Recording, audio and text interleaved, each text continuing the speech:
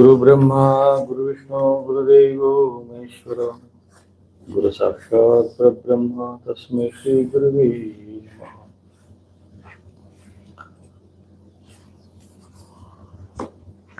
गजाननं भूतगणासेवितं कपित्तजम्बूफलचारुभक्षणं उमासुतं शोकविनाशकारकं नमामि विघ्नेश्वरपादपङ्कजम्। या देवी सर्वभूतेषु बुद्धिरूपेण संस्थिता नमस्तस्यै नमस्तस्यै नमस्तस्यै नमो नमः।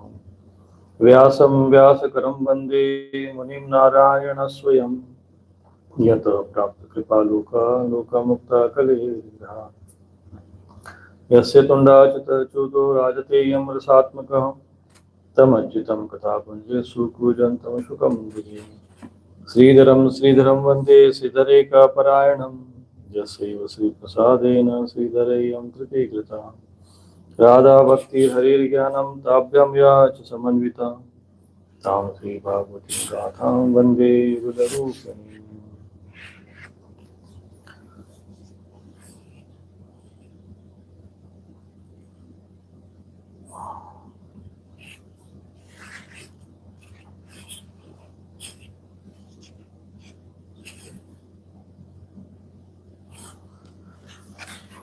कल हमने ये चर्चा की थी कि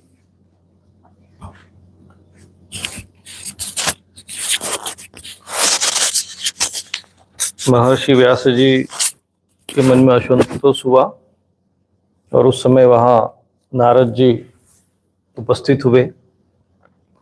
तो नारद जी ने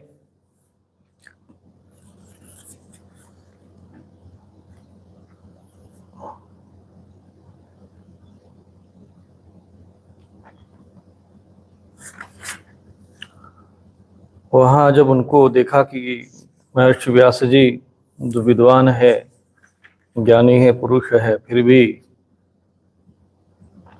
इस प्रकार से उदास है,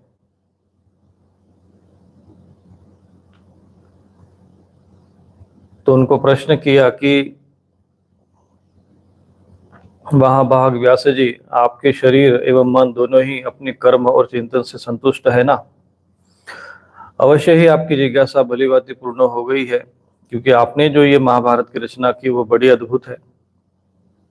वह धर्म आदि पुरुषार्थों से परिपूर्ण है। सनातन ब्रह्म तत्व को आपने खूब विचारा है और जान भी लिया है। तो महर्षि व्यास जी ने जो महाभारत ग्रंथ की रचना की है, जो हमारा मूल धर्म ग्रंथ है, उसकी उन्होंने प्रशंसा की है। और धर्म अर्थ काम मोक्ष आदि से वह परिपूर्ण है, ऐसा कहा गया है। उसमें सनातन जो ब्रह्म तत्व है, आत्म तत्व है, उस पर खूब चिंतन किया है। फिर भी प्रभु आप अकृतार्थ पुरुष के समान अपने विषय में शोक क्यों कर रहे हैं? तो व्यास जी ने कहा कि हे नारद जी, आपने जो मेरे विषय में कहा है वह सब ठीक है, वैसा होने पर भी मेरा हृदय संतुष्ट नहीं है। पता नहीं इसका क्या कारण है। आपका ज्ञान अगाध है, आप साक्षात ब्रह्मा जी के मानस पुत्र हैं, इसलिए मैं आपसे ही इसका कारण पूछता हूँ। नारद जी, आप समस्त गोपनीय रहस्य को जानते हैं, क्योंकि आपने उन परम पुरुष की आराधना उपासना की है जो प्रकृति पुरुष दोनों के स्वामी हैं। अब यहाँ पर जब भी इस प्रकार की स्तुति आती है कि प्रकृति और पुरुष दोनों के स्वामी है, उस पुराण पुरुष की उपासना की है। तो प्रकृति और पुरुष से भी कोई श्रेष्ठ पुराण पुरुष है, ऐसा व्यास जी जानते हैं। तो यहाँ पर कई लोगों के मन में शंकाएं उठती है, प्रश्न भी होता है। तो सदैव ध्यान रखना, जब भी इस पुराण पुरुष का वर्णन आता है तो निराकार परब्रह्म की ही चर्चा की जाती है, जो कि एकमात्र है। वही विष्णु रूप में है, वही शिव रूप में है, वही ब्रह्मा जी रूप में है, वही अनेक रूप में है। और प्रकृति और पुरुष की जब बात की जाती है तो प्रकृति यानी ये उस परमात्मा की शक्ति, और पुरुष की जब यह बात हो जाती है तो यहाँ पर विराट पुरुष को समझना चाहिए। विराट पुरुष जिससे उत्पन्न हुआ वो पुराण पुरुष, और विराट पुरुष ने ही ये सत्वगुण रजोगुण तमोगुण के रूप में अपने आप को विस्तारित किया। प्रकृति के द्वारा प्रकृति के 3 गुणों को आत्मसात करके ये समझना है। प्रकृति अर्थात परमात्मा की शक्ति, ये 2 बातें हमें समझनी चाहिए। और असंग रहते हुए भी अपने संकल्प मात्र से गुणों के द्वारा संसार की स्थिति और प्रलय करते रहते हैं। तो यहाँ पर उस परमात्मा के विषय में कहा कि आपने उन पुराण पुरुष की उपासना की है जो प्रकृति पुरुष दोनों के स्वामी है और असंग रहते हुए ही अपने संकल्प मात्र से गुणों के द्वारा, वही हम कह रहे हैं ना, गुणों के द्वारा संसार की सृष्टि स्थिति और प्रलय करते रहते हैं, असंग रहते हुए भी। ये शब्द समझना है।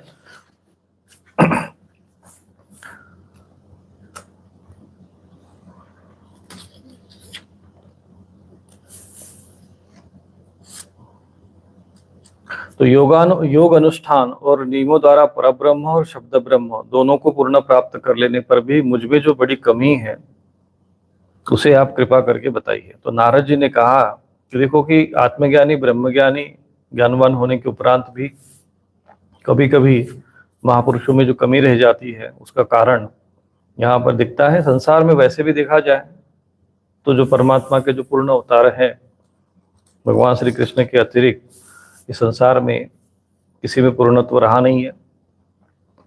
तो नारद जी ने कहा कि व्यास जी आपने भगवान के निर्मल यश का गान प्राय नहीं किया है, क्योंकि महाभारत में ज्ञान का विषय बहुत है, गृहस्थाश्रम मोक्ष धर्म अर्थ का मोक्ष का सबका विषय है, परंतु भगवान के चरित्र का, यश का, उनके कर्म का वर्णन विशेष रूप से नहीं है। मेरी ऐसी मान्यता है कि जिससे भगवान संतुष्ट नहीं होते वह शास्त्र और ज्ञान अधूरा है, अपूर्ण है। अब जिससे भगवान संतुष्ट नहीं होते, आपने धर्म आदि पुरुषार्थों का जैसा निरूपण किया है भगवान श्री कृष्ण की महिमा का वैसा निरूपण नहीं किया है। अर्थात भगवान श्री कृष्ण पूर्ण रहे हैं। महाभारत का एक भाग है भगवत गीता, और भगवत गीता में स्वयं स्पष्ट रूप से कहा गया है कि जन्म कर्म च मे दिव्यम यो यो वेति तत्वतः। तो जन्म और कर्म भगवान की दिव्य है, और जो उसको जानता समझता है, तो मुझे ऐसा तो यह नारद जी कहते हैं कि वह ज्ञान और वह भक्ति वही शास्त्र अधूरा अपूर्ण है जिससे भगवान संतुष्ट नहीं होते, चाहे वो फिर वो वेद हो, चाहे वो उपनिषद हो, चाहे अन्य कोई धर्म ग्रंथ हो।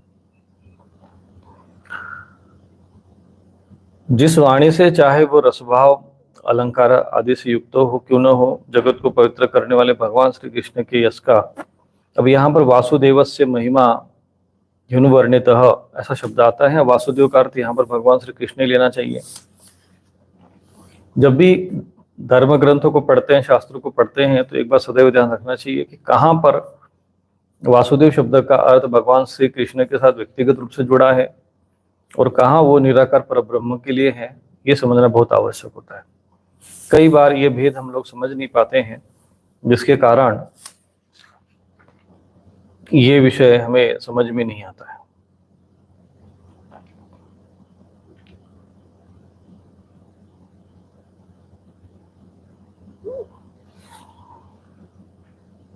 तो ये एक वर्ण ये उन्होंने एक संक्षिप्त में उनको समझाया है इस प्रकार से आपके अंदर कमी है। और फिर यहाँ पर नारद जी बताते हैं अपने पूर्व जन्म के विषय में कि वे पिछले कल्प में, कल्प का अर्थ होता है जब 100 वर्ष की जब ब्रह्मा जी की आयु पूर्ण होती है तो प्रलय हो जाता है। उस समय सारा ब्रह्मांड एक प्रकार से परमात्मा में लीन हो जाता है। पूर्ण रूप से तो लीन नहीं होता, लेकिन उसमें जो प्रलय काल की जो अग्नि रहती है वो पूरे संसार को जला देती है और समस्त जीव ब्रह्मा जी में लीन हो जाते हैं। उस स्थिति को प्रलय कहते हैं। और फिर ब्रह्मा जी का शयन करते हैं। उसके बाद जब वो जागृत होते हैं तो नया कल्प आरंभ होता है। जैसे अभी ये 7वां हम लोग जो उसमें मनवंतर है, और उसमें ये स्वयंभू कल्प के अंतर्गत हम लोग जीवन यापन कर रहे हैं।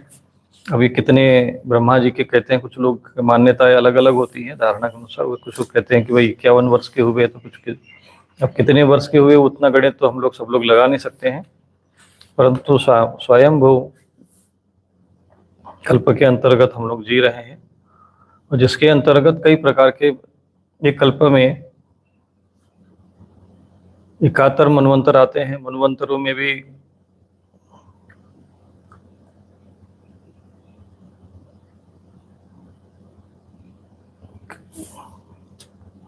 तो यहाँ पर नारद जी अपने बताते हैं, पिछले कल्प में मैं एक ताशी का लड़का था। ये श्लोक संख्या 23 है।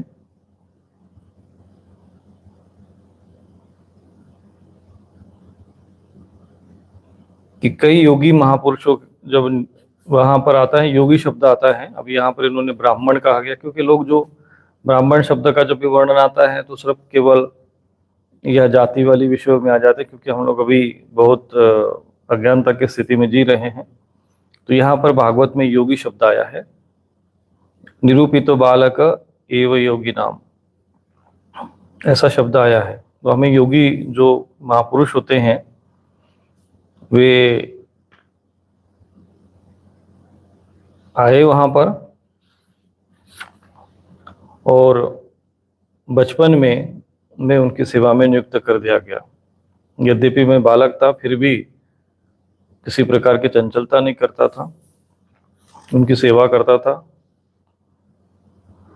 और मेरे स्वभाव को देखकर उन मुनियों ने, उन योगियों ने मुझ पर अनुग्रह किया। उनकी अनुमति प्राप्त करके बर्तन में लगा हुआ प्रसाद एक बार मैंने खा लिया, इससे मेरे सारे पाप धुल गए। ये यहाँ पर नारद जी बता रहे हैं कि जो महापुरुष होते हैं, जो संत ज्ञानी पुरुष, जो परब्रह्म अवस्था को प्राप्त हैं या परब्रह्म का चिंतन हम करते हैं, तो ऐसे लोगों का उच्छिष्ट भोजन यदि हम ग्रहण करते हैं तो इससे हमारे पाप धुल जाते हैं। अब यहाँ पर एक विषय समझना चाहिए, इस प्रकार सेवा करते करते मेरा हृदय शुद्ध हो गया, और वे लोग जैसा भजन पूजन करते थे मेरी भी उसमें रुचि हो गई। प्रिय व्यास जी, उस सत्संग में उन लीला गान परायण महात्माओं के अनुग्रह से मैं प्रतिदिन भगवान श्री कृष्ण की मनोहर कथाएं सुना करता था। श्रद्धापूर्वक एक एक पद श्रवण करते करते प्रिय कृति भगवान में मेरी रुचि हो गई। और जब भगवान की कथा सुनने से भगवान में रुचि होती है, जब भगवान में मेरी रुचि हो गई, तब उस मनोहर कीर्ति प्रभु में मेरी बुद्धि भी निश्चल हो गई।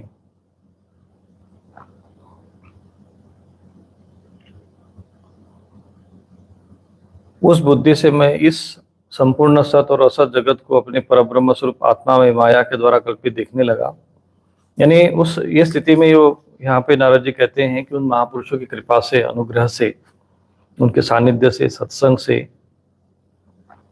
मुझे आत्मज्ञान प्राप्त हो गया उनकी सेवा करने से। तो यहाँ दो विषय समझने हैं। एक तो जो श्रेष्ठ महापुरुष होते हैं, जो आत्मज्ञान में चिंतन में रहते हैं, या कोई भी व्यक्ति हो, जब उनके हम सानिध्य में आते हैं, जब उनका हम संग करते हैं, जब उनके हाथ का बनाया भोजन करते हैं, या फिर उनका हम झूठा भोजन करते हैं, उच्चिष्ट भोजन करते, वास्तव कहते गुरु उच्चिष्ट भोजन, गुरु का भी उच्चिष्ट भोजन ग्रहण करना चाहिए शिष्यों को। शास्त्र में ऐसा वर्णन आता है। तो उसके पीछे कारण ये होता है कि गुरु का जो जीवन होता है, जो शरीर होता है, वो चिन्मय हो जाता है, क्योंकि वो आत्मा स्वरूप में स्थित रहते हैं। हम लोग देह को ही सब कुछ मानते हैं, परंतु जो ज्ञानी पुरुष होते हैं वो अपने को सांसारिक व्यवहार के लिए भले ही देह में रह रहे, देह में चर्चा करते, देह में हमारे जैसे ही व्यवहार करते हुए दिखते हैं, फिर भी वे अपने आत्मस्वरूप में स्थित रहते हैं। और आत्मस्वरूप में स्थित होने के कारण उनके शरीर से एक आत्मशक्ति, आत्म चेतना की जो तरंगे हैं वो निरंतर प्रवाहित होती रहती है। इसलिए ऐसे महापुरुषों का, जो तत्वज्ञानी है, यदि कोई, अब तत्वज्ञानी का अर्थ नहीं कि कोई अपने आगे तत्वदर्शी लिख दे तो वो तत्वदर्शी ही मान लो, क्योंकि बहुत से लोग जो होते हैं जिसको थोड़ा ढंग का वर्णन भी नहीं करना आता हो, तो ऐसे लोग भी अपने आप को जगत गुरु तत्वदर्शी लिख देते हैं। तो ऐसे लोगों को तत्वदर्शी नहीं मान लेना चाहिए, वो संभवतः हो भी सकते हैं, लेकिन अधिकांश ये सब चक्करों में नहीं पड़ना चाहिए।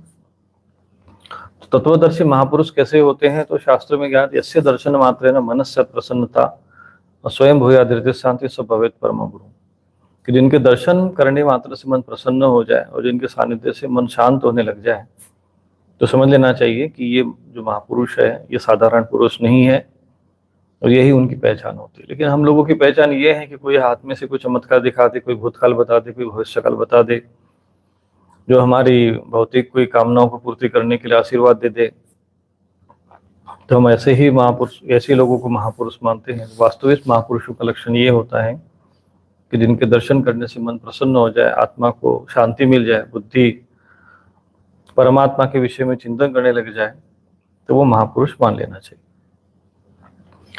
तो इस तरह से नारद जी को वहां पर केवल उन योगियों का, उन मुनियों का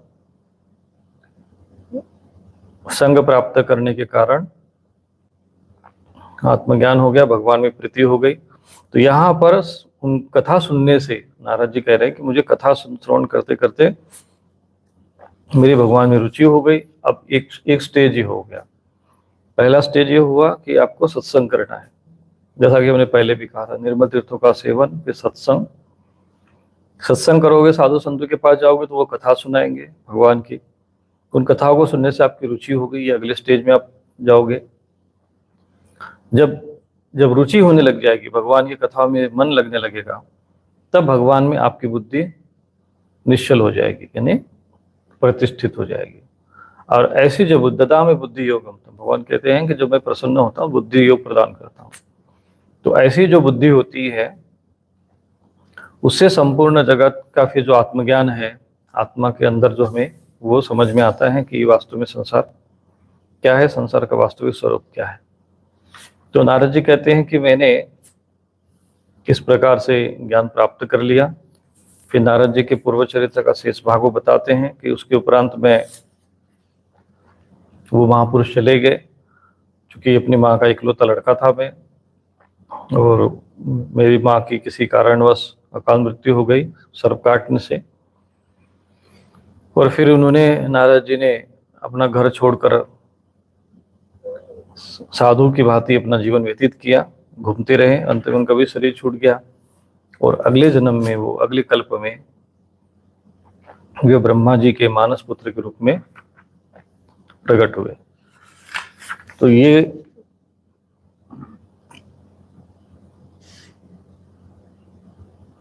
यहाँ पर कहते हैं कि इस प्रकार से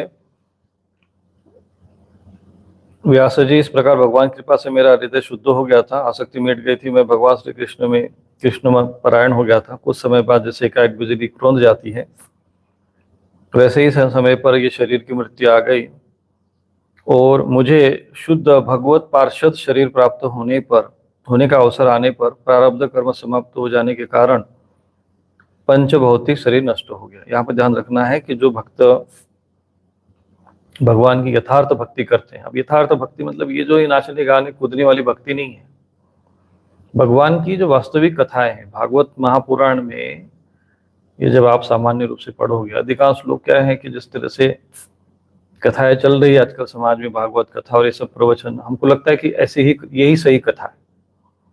जबकि वहां जब आप देखेंगे सुखदेव जी परीक्षित को कथा सुना रहे थे, वहां कोई तामझाम नहीं था। और जब सनकादिक ऋषि नारद जी को सुना रहे थे, वहां भी कोई तामझाम नहीं था। संत महापुरुष आने चाहिए, जिसको तत्वज्ञान हो चुका हो, आत्मज्ञान हो चुका हो, ऐसे महापुरुष आकर जब बैठते हैं, उनके सानिध्य में भगवान की चर्चा होती है, तो वो तत्व से समझाते हैं। जन्म कर्म चमे दिव्यम यो यो वेत्ति तत्वतः, तो उपदेक्षन्ति ते ज्ञानम ज्ञानिना तत्वदर्शिना। तो ऐसे महापुरुष उसको तत्व से समझाते हैं, यानी परम तत्व के विषय में समझाते हैं। तब वो भगवान की कथा, भगवान में रुचि होती, भगवान में निष्ठा होती है। नहीं तो लोगों की भगवान में निष्ठा तो हो जाती, फिर भी मन में अपूर्णता जैसे एक प्रकार से लगता है कि नहीं हम सही कर रहे हैं, गलत कर रहे हैं। कभी कभी तो हमने देखा है कि कुछ संस्थाएं, कुछ परंपराएं, कुछ संप्रदाय ऐसे भगवान की भक्ति का प्रचार तो करते हैं, लेकिन जब वो थोड़ा सा भी आगे बढ़ते हैं, वहाँ उनके अंदर सांसारिकता हावी हो जाती है।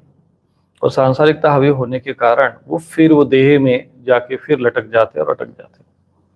फिर वो भौतिकता में आकर उसी में ही फिर एक नई दुनिया बना लेते हैं।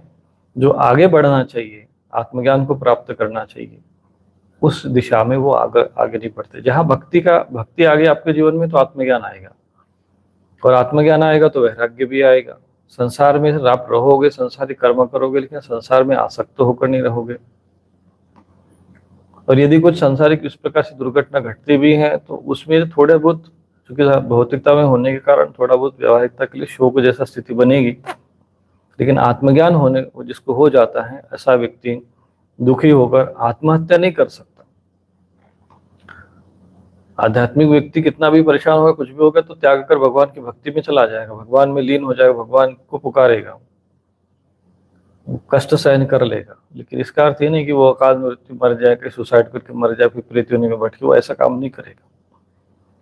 तो हमें इस प्रकार से भागवत कथा का श्रवण करना चाहिए, जिसमें उस भागवत कथा में जो भगवान की लीलाएं हैं उनका ज्ञान हमें समझ में आए। क्योंकि ज्ञान और वैराग्य को जागृत करने के लिए भक्ति तो वहाँ उपस्थित है। जैसे वृंदावन में कहते हैं कि भक्ति वहाँ पुष्ट हो गई, वो यौवन अवस्था को प्राप्त हो गई, गुजरात में नहीं हुई। गुजरात में भक्ति के नाम पर खूब पाखंड है, गरबा खेलना, ये करना, वो करना, ये सब पाखंड है।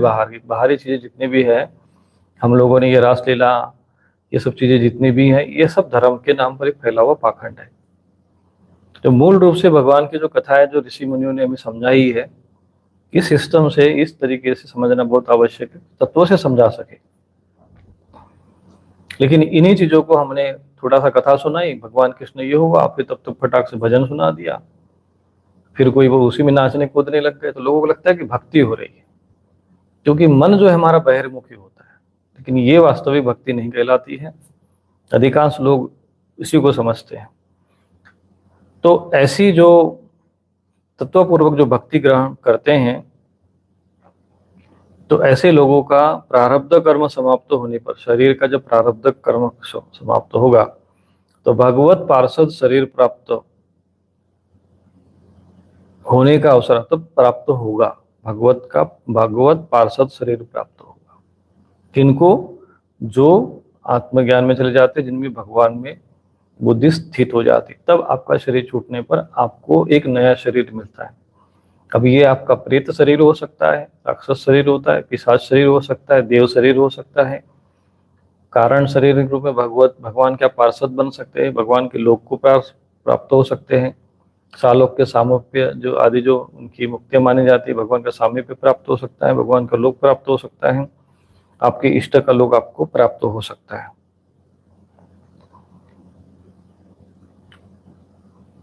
तो वहां यदि आप इस प्रकार का शुद्ध भक्ति करते हैं, जो भक्ति आपको आत्मज्ञान नहीं कराती है, क्योंकि ज्यादातर लोग आत्मज्ञान न होने के कारण शिव और विष्णु में भेद मानते हैं। उनको लगता है कि बस भगवान को, कृष्ण को मान रहे हैं तो बाकी दूसरों की निंदा करो। तो ये ऐसे लोग होते हैं कि आते तो है गंगा जी किनारे, पर बैठ के मछली मारते हैं, उस टाइप के लोग होते हैं। या तो कोई खेलने कूदने लग जाए। धर्म क्षेत्र में सावधानी रखनी पड़ती है। यदि आप धर्म मार्ग पे चल रहे हैं, दीक्षा ले लिए हैं, अगर आपने सावधानी नहीं रखी, जैसे आप रास्ते से चल रहे हैं, अच्छी गाड़ी आप चल रही है आपकी, पता चला आपको वहाँ झपकी लग गई, तो आपका हैंडल घूम गया, तो जैसे पहाड़ों में आप यात्रा अगर कर रहे हो, प्रकृति का आनंद आपको मिल रहा है, सौंदर्य आपको उसका सुख ले रहे हो, परंतु अगर हैंडल थोड़ा सा भी गड़बड़ा गया तो सीधी गाड़ी नीचे चली जाती है। ऐसे ही अध्यात्म में ये बराबर निरंतर ध्यान रखना पड़ता है कि हम जो उपासना कर रहे हैं वो हमें परम तत्व की ओर ले जा रही है, आत्म तत्व की ओर ले जा रही है, ब्रह्म तत्व की ओर ले जा रही है, या फिर हमें फिर वैसे ही सांसारिकता में घसीट रही है, ये हमेशा ध्यान रखना चाहिए। तो जो लोग शिव और विष्णु में भेद करते हैं, निंदा करते हैं, तो समझ लेना चाहिए कि इन्होंने अपने जो हैंडल, इनको कहीं ना कहीं गड़बड़ा, इनको झपकी लग गई है अज्ञानता की, इनका हैंडल गड़बड़ा गया है।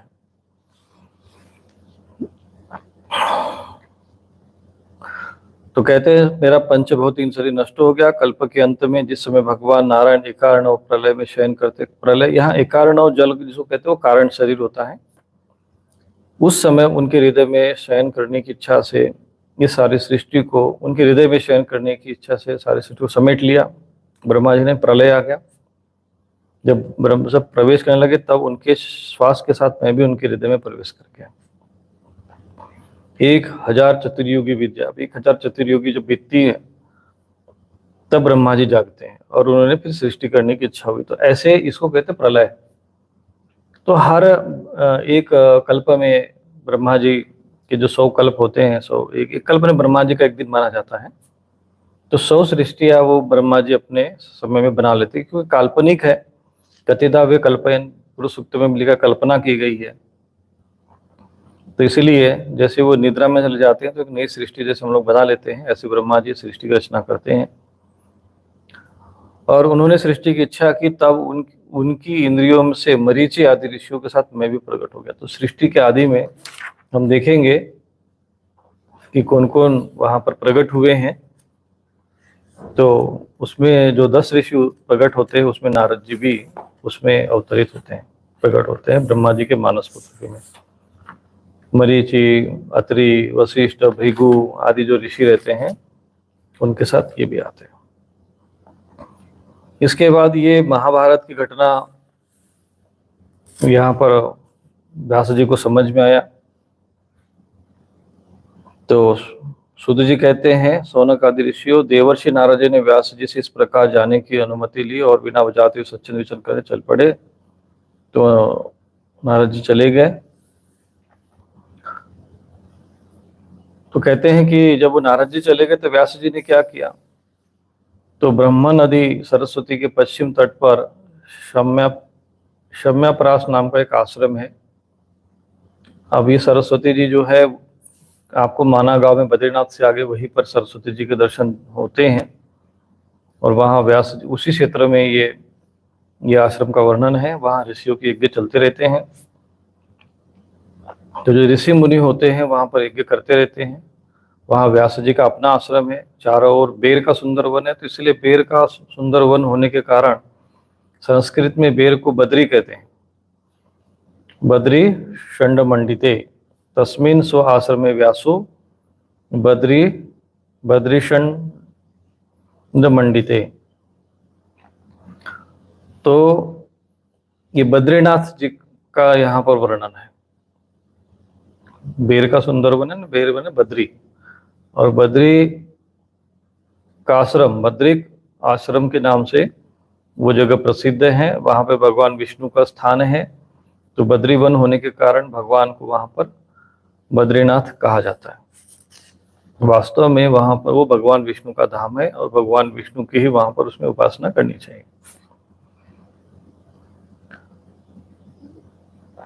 उस आश्रम में बढ़कर उन्होंने आचमन किया, मन को स्वयं अपने मन को समाहित किया। फिर उन्होंने भक्ति योग के द्वारा अपने मन को पूर्ण एकाग्र और निर्मल करके आदि पुरुष परमात्मा उनके आश्रय से रहने वाली माया को देखा।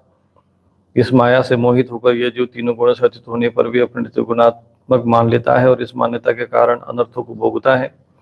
तो जो हम लोग दुखी होते हैं यहाँ पर उस माया के कारण, तो भगवान या व्यास जी देखते हैं कि माया से मोहित होकर यह जीव 3 गुणों से अतीत होने पर भी, क्योंकि जीव बने आत्मा और आत्मा 3 गुणों से अतीत है, फिर भी माया के उस प्रभाव के कारण अज्ञान आवृत्तम ज्ञानम तेन मोहयन्ति जंतवः अपने को त्रिगुणात्मक मान लेता है। शरीर मान लेता है, स्त्री मान लेता है, पुरुष मान लेता है, फिर अहंकार के वश, फिर जाति का अहंकार, धन का अहंकार, मकान का अहंकार, ये और अधिक उसको शरीर में दृढ़ कर लेता है और इस प्रकार से सब अनर्थों को भोगने लगता है, सब दुखों को भोगने लगता है। इन अनर्थों की शांति का साक्षात साधन है केवल भगवान की भक्ति, भगवान का भक्ति योग। परंतु संसार के लोग इस बात को जानते नहीं। अब ये तो चलो अनर्थ है, दुख है, अशांति, संसार के कारण, अज्ञानता के कारण ये सारे अनर्थ उत्पन्न होते हैं। लोग कहते हैं दुख की वे संसार में। तो संसार में दुख के कारण कई चीज होती हैं। किसी को नौकरी नहीं मिल रही, किसी को पत्नी नहीं मिल रही, किसी का विवाह है तो विवाह में संतान नहीं हुई है, विवाह हुआ तो पत्नी सही नहीं मिली, किसी को पति ठीक नहीं मिला, किसी के पास मकान नहीं है, किसी के पास गाड़ी नहीं है। तो दुख के कारण ये हम मान लेते हैं। कोई पड़ोसी परेशान कर रहा है तो किसी के ऊपर कोई केस चल रही है, किसी के ऊपर कोई पड़ोसी परेशान कर रहा है। तो ये जो संसार की समस्या है इसको हम कारण मान लेते हैं। ये कारण भी होते हैं, परंतु ये कारण जो है ये अज्ञानता के कारण है, क्योंकि शरीर में जो हम लोग अपने आप को जीव आत्मा होने के उपरांत भी अपने को शरीर मान लेते हैं, इस अज्ञानता के कारण, इस मूर्खता के कारण ये सारे हम कष्ट भोगते हैं। तो इसका समाधान क्या है? तो समाधान यहाँ बताया गया, केवल भगवान का भक्ति योग। तो इसको आप नोट कर लिए। संसार के समस्त दुखों का कारण क्या है?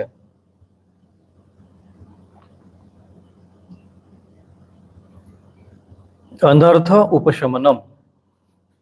ये सारे संसार के जितने अनर्थ हैं, इसका अनर्थोपशमनम का अर्थ होता है अनर्थ उपशमम। अनर्थ का उपशमम माने शांति का, अनर्थो उपशमम साक्षात, अनर्थ उपशमम साक्षात भक्ति योगम अधोक्षजे। ये 7वां अध्याय है प्रथम स्कंद का, तो 6वां श्लोक है। तो इसका ये सारे जो अनर्थ है, सारे जो परेशानियां हैं जीवन की, इसका समाधान क्या है? तो कहते हैं साक्षात भक्ति योग। ये भक्ति योग से इसका समाधान हो सकता है। और लोकस्य अजानतो विद्वांस चक्रे 7वां संहिताम। जो संसार के लोग जानते नहीं है इस रहस्य को, इस बात को, यही समझकर उन्होंने यानी महर्षि व्यास जी ने इस परमहंसों की संहिता श्रीमद् भागवत की रचना की। इस श्रीमद् भागवत का एक नाम है सातवत संहिता। 6वें अध्याय में पढ़ेंगे। इस भागवत का नाम है सातवत संहिता, अर्थात परमहंस संहिता कहते हैं श्रीमद् भागवत महापुराण को। तो उसको आप नोट कर लें। अब इसका क्या फल होता है? तो ये यहाँ पर 7वें अध्याय में बताया गया कि श्रीमद् भागवत के श्रवण मात्र से भगवान श्री कृष्ण के प्रति परम प्रेममयी भक्ति हो जाती है, जिससे जीव के शोक, मोह और भय नष्ट हो जाते हैं। उन्होंने इस भागवत संहिता का निर्माण और पुनरावृत्ति करके इसे अपने निवृत्ति परायण पुत्र सुखदेव जी को पढ़ाया। 7वें अध्याय में भागवत की महिमा का वर्णन दिया है, इतना पर्याप्त है। अंत में तो वर्णन आता ही है। इसकी जो महिमा है, यस्याम वय शृणु मायाणम कृष्णे परम पुरुषे भक्तिरुत्पद्यते पुंसः शोक मोह भयापहा। तो 3 चीजें यहाँ पर बताई गई, शोक, मोह और भय, ये नष्ट हो जाते हैं। श्रूयमाणम, इसका श्रवण करने से 7वें अध्याय में बताया गया कि भक्ति उत्पन्न होती है और शोक मोह ये नष्ट होते हैं। और इसको उन्होंने पुनरावृत्ति करके, निर्माण करके, तो ये सारे श्लोक महर्षि व्यास जी ने रचना की है और अपने पुत्र सुखदेव जी को सुनाया। तो शौनक जी पूछते हैं सूत जी से कि वे सुखदेव जी तो अत्यंत निवृत्ति परायण थे, उन्हें किसी वस्तु की अपेक्षा नहीं थी, फिर उन्होंने विशाल ग्रंथ का अध्ययन क्यों किया? क्योंकि कभी कभी सन्यासी साधु ज्ञानी पुरुष हो जाते हैं, आत्मज्ञान हो जाता है, तो फिर संसार से कोई मतलब नहीं। कई ऐसे महापुरुष हो जाते हैं जिनको आत्मज्ञान हो जाता है, परमहंस अवस्था को प्राप्त हो जाता है। अभी दंड, ये नहीं कि दंड धारण कर लिया तो दंडी हो गए, छोड़ दिया तो परमहंस हो गए। वो परमहंस की बात नहीं हो रही यहाँ पर। यहाँ सच में वो परमहंस अर्थात वो अपने शरीर का जो उनको एक प्रकार से भान नहीं रहता था, वो देहातीत रहते थे और एक निर्मल भाव से समाज के बीच में एक सन्यासी जैसे विचरण करता है। ऐसे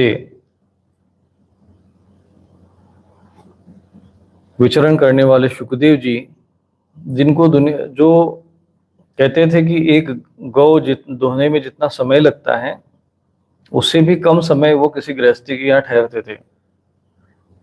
अर्थात वो जब तक भिक्षाम देही बोला उतनी देर में कोई भिक्षा ला कर दिया तो ठीक है, ज्यादा किसी ने देर कर दिया तो वहां से भी वो चल देते थे।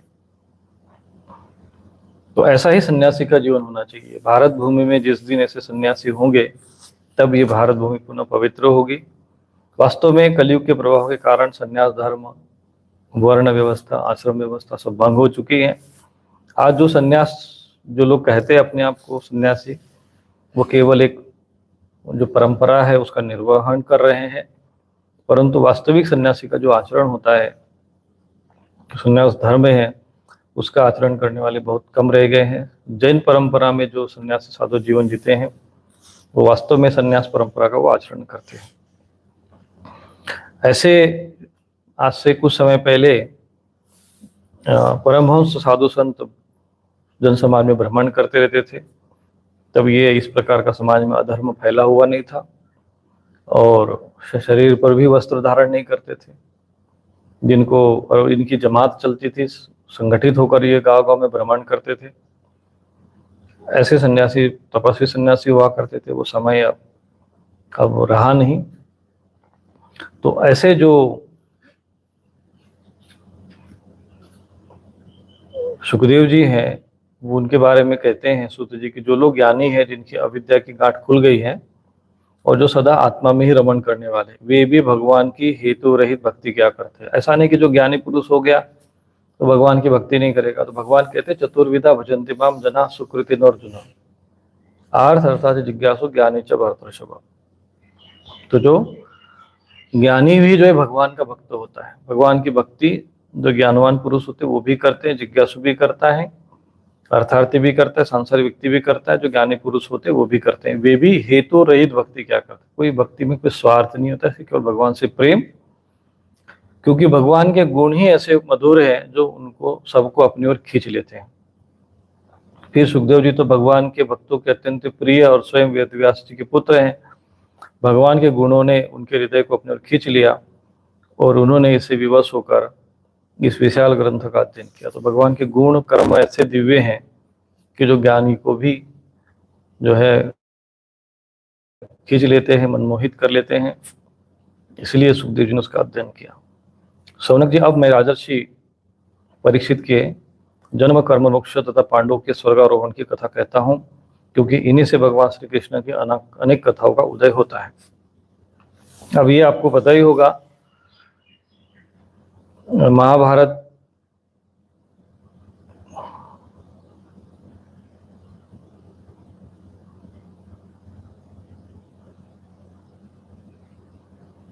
ग्रंथ में जो कुरुक्षेत्र के युद्ध का वर्णन है,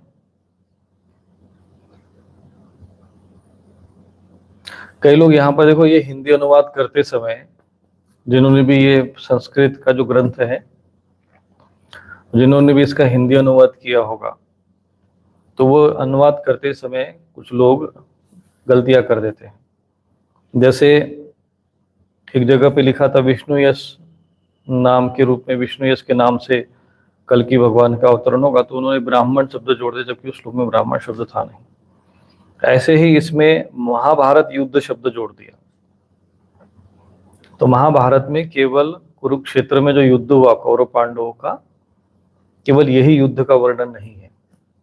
इससे भी भयानक भयानक, कुरुक्षेत्र से भी भयानक युद्ध जो है हुए हैं और उसका वर्णन महाभारत ग्रंथ में आता है। लेकिन मूर्खतावश लोग जो है कुरुक्षेत्र के युद्ध को महाभारत के युद्ध कहते हैं। इन्होंने भी यहाँ पर ऐसा ही लिखा।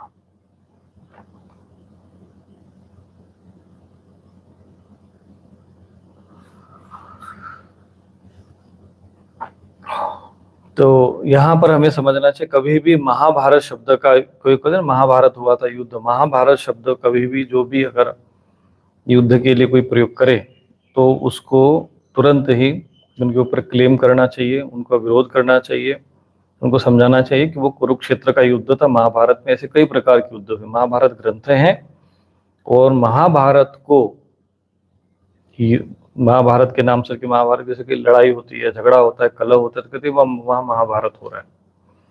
इस तरीके से हमारे धर्म ग्रंथ का अनादर अपमान करके समाज को इतने बड़े ज्ञान से विमुख करने का एक बहुत बड़ा षड्यंत्र रचा गया और लोग भी मूर्खतावश इसमें बहते गए। आज महाभारत घरों में कोई रखता नहीं, भयवश पढ़ता नहीं है, जबकि कितना परिश्रम करके ऋषियों ने लोक कल्याण के लिए महाभारत की रचना की थी। तो ये भी लोग मूर्खतावश जो हिंदी अनुवाद कर लेते हैं, तो इतनी इनको सूक्ष्म बुद्धि नहीं होती है, तो थोड़ा सा कहीं ना कहीं गलतियां कर देते हैं। तो जिस समय कुरुक्षेत्र में कौरव पांडव दोनों, यहाँ पे महाभारत युद्ध की जगह यहाँ पे कुरुक्षेत्र शब्द आना चाहिए। कौरव पांडव दोनों पक्षों के बहुत सी वीरगति प्राप्त हो चुके थे।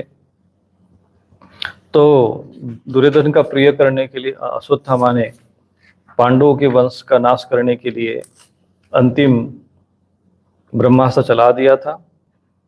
तब जो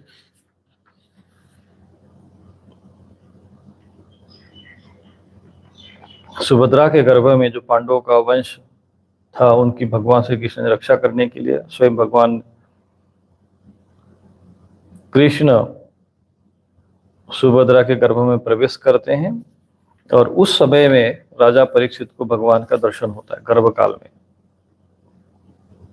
नहीं, उत्तरा का वर्णन है, हमने थोड़ा सा गलती सुभद्रा कह दिया, या उत्तरा का वर्णन आ रहा है, जो कि अभिमन्यु की पत्नी थी।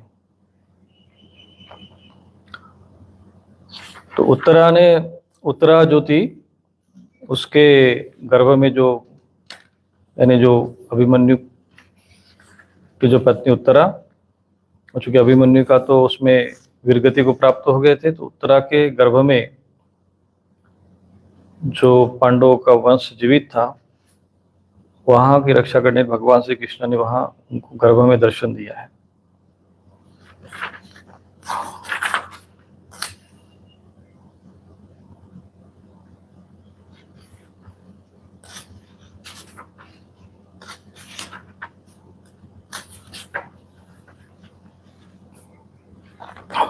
और जब गर्भ में दर्शन हुआ तो उस समय परीक्षित जी ने वहां पर देखा, क्योंकि वो गर्भ में जो जीव होता है उसको ज्ञान रहता है,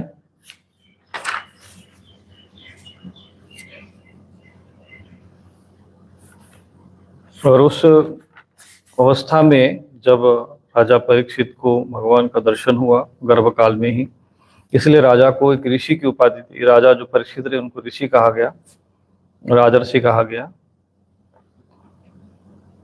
तो उनके वहां पर रक्षा की है और उनको दर्शन हुआ है, इसलिए राजा जो परीक्षित हुए ये बड़े पुण्यात्मा कहे गए।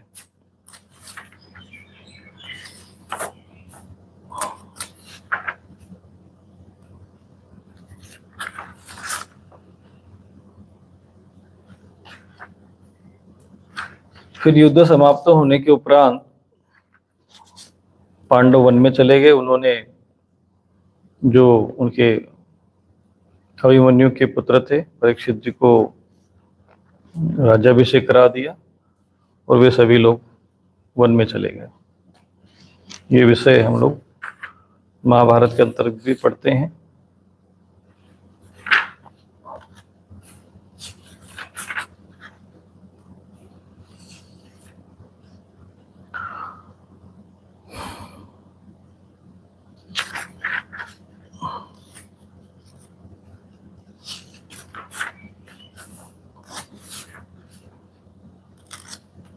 और जब ये राजा परीक्षित, जब इनका राज्याभिषेक होता है, उसी समय से कलयुग का आरंभ होता है। भगवान श्री कृष्ण का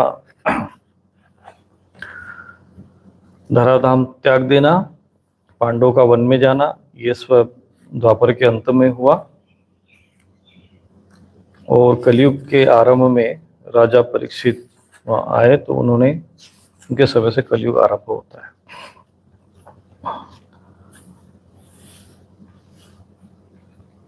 सूत जी कहते हैं, शौनक जी, पांडवों के महाप्रयाण के पश्चात भगवान के परम भक्त राजा परीक्षित श्रेष्ठ ब्राह्मणों की शिक्षा के अनुसार पृथ्वी का शासन करने लगे। उनके जन्म के समय ज्योतिषियों ने जो कहा था वे सभी गुण उनमें विद्यमान थे। उन्होंने उत्तर की पुत्री इरावती से विवाह किया। उनसे उनको जन्मेजय आदि 4 पुत्र उत्पन्न हुए परीक्षित के। यहाँ पे समझना है हमको कि अभिमन्यु का विवाह उत्तरा से हुआ है और उत्तरा का एक भाई था, यानी यहाँ पर उनकी मामा की ही लड़की रही है। परीक्षित की जो मामा रहे हैं उत्तर, और उत्तरा उनकी माता थी, तो उनकी पुत्री इरावती से उनका विवाह हुआ। तो कई लोग यहाँ पर प्रश्न ये भी करते हैं कि इस प्रकार से विवाह क्या शास्त्रोक्त विवाह माना जाएगा? तो वास्तव में विवाह का जो मूल जो विषय देखा जाता है वो गोत्र देखा जाता है। गोत्र समान नहीं होना चाहिए, इसका ध्यान रखा जाता था। तो माता का गोत्र और पिता का गोत्र दोनों भिन्न होता है, इसलिए शास्त्रों के अनुसार, धर्मशास्त्रों के अनुसार ये विवाह शास्त्रोक्त माना जाता है। परंतु कई कई धारणा बन गई। हम लोगों ने सनातन धर्म की जो संस्कृति और परंपरा जो पूरे भारतवर्ष में फैली हुई है, उत्तर से दक्षिण तक, वैसे देखा जाए तो पूरे विश्व में भी है, तो कई लोगों ने अपनी लोकल मान्यताएं बना ली है। एक लोकाचार और ये ज्यादा चलने लगा है, लोकाचार कुलाचार, ये ज्यादा लोक शास्त्र की जगह शास्त्राचार कम हो गए, लोकाचार ज्यादा पनप गए। अधिकांश लोकाचार का जो आधार है वो अशास्त्रीय बनता गया, जिसको जो समझ में आ गया, जिसको जो परंपरा पड़ गई, उनका सम्मान करने के लिए ये व्यर्थ के लोकाचार समाज में पनपते गए, उन्होंने शास्त्रों का उल्लंघन किया। अब ऐसा लगता है कि जैसे जो लोकाचार है वो सही है, वो शास्त्र के आचार है वो गलत है। तो वास्तव में देखा जाए तो लोकाचार अशास्त्रीय ज्यादा पनप गए। लोकाचार के कारण, कुलाचार के कारण, अशास्त्रीय प्रेत पिशाच राक्षसों को देवता बनाकर भी लोग आज उसका पूजन कर रहे हैं। तो हमें शास्त्र के अनुसार ये देखना चाहिए कि जो गोत्र के आधार पे, क्योंकि दक्षिण भारत में महाराष्ट्र कर्नाटक आदि क्षेत्र में आज भी इस प्रकार से विवाह होता है जिस प्रकार से यहाँ परीक्षित का विवाह हुआ है। तथा कृपाचार्य को उन्होंने आचार्य बनाकर गंगा के तट पर 3 अश्वमेध यज्ञ किए। इन यज्ञों में देवताओं ने प्रत्यक्ष प्रकट होकर भाग लिया, भाग ग्रहण किया। तो जो यज्ञ होते हैं उसमें देवता, अब यहाँ तक तो द्वापर युग तक और जब तक ये राजा परीक्षित रहे तब तक यज्ञ में प्रत्यक्ष रूप से देवता प्रकट होते थे। ये वर्णन यहाँ तक आता है, इसको आप नोट कर लेना कभी भी। 2 बिंदु यहाँ नोट करने लायक है। 16वां अध्याय, प्रथम स्कंद 16वां अध्याय, दूसरा एक श्लोक है कि उत्तर की पुत्री इरावती से विवाह हुआ तो जन्मेजय आदि उनके 4 पुत्र हुए। तो ये शास्त्रोक्त ऐसी कोई, जो कई लोगों ने मुझे प्रश्न किया, महाराष्ट्र के कई लोगों ने मुझे प्रश्न किया था कि गुरुजी हमारे यहाँ पर मामा की लड़के से विवाह होता है तो ये यूपी वाले जो है उसको गलत मानते हैं। तो क्योंकि मुंबई में ज्यादातर यूपी और बिहार के लोग अधिक रहते हैं, तो इस तरीके से महाराष्ट्र वालों को वो लोग हेय दृष्टि से देखते हैं कि ये लोग जो है अपने ही बहन के साथ विवाह कर लेते हैं, ऐसा कहा जाता है। कि ऐसे प्रश्न मेरे पास आए थे, तो वो मुझे स्मरण हो रहा है इस बात पे कि उन्होंने उत्तर की पुत्री, उत्तरस्य तनया, उत्तरस्य तनया, और उत्तरा उनकी माता थी, अभिमन्यु की पत्नी जो होने के कारण अर्जुन ने उत्तरा को अपनी पुत्री के समान, पुत्र वधु के समान मान लिया था। तो यहाँ पर एक बिंदु नोट करके रखना है। दूसरा ये है कि तीसरा जो इसमें है कि देवता जो है देवा यत्राक्षी गोचरहा, देवता वहां पर प्रत्यक्ष रूप से प्रकट होते थे। एक बार दिग्विजय करते समय उन्होंने देखा कि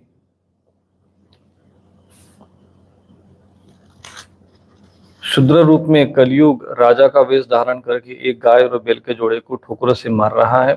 तब उन्होंने बलपूर्वक हाथ पकड़कर दंड दिया। तो शौनक जी ने पूछा कि महाराज भाग्यवान सूत जी बताइए कि वो राजा परीक्षित ने कलयुग को दंड क्यों दिया और मार क्यों नहीं दिया? क्योंकि राजा का वेश धारण करने पर भी था तो वह अधम। तो जिसने गाय को लात मारा, यहाँ शूद्र का अर्थ होता है जो मजदूर आदि जो कर्म करते हैं, ऐसे जो लोग होते हैं उनको ये कहा गया है। परंतु उसने वेश राजा का धारण किया हुआ था, अर्थात वो एक कपट वेश में था। तो अधिकांश कलयुग में ये होता है, कपट वेश अधिक चलता है यहाँ पर।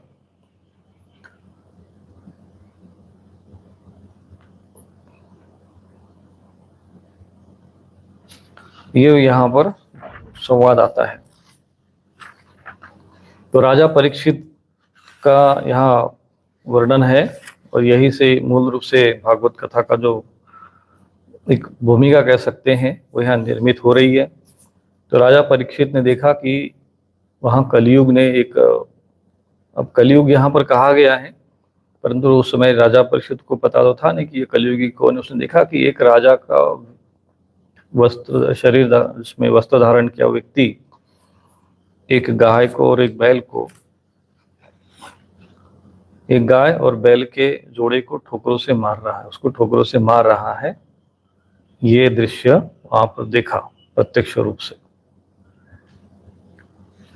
तो वहां पर राजा परीक्षित उसको चेतावनी देते हैं। वहां पर राजा परीक्षित ने देखा कि एक राजवेशधारी शूद्र हाथ में दंड लिए हुए हैं और गाय बैल के जोड़े को पीट रहा है, मार रहा है।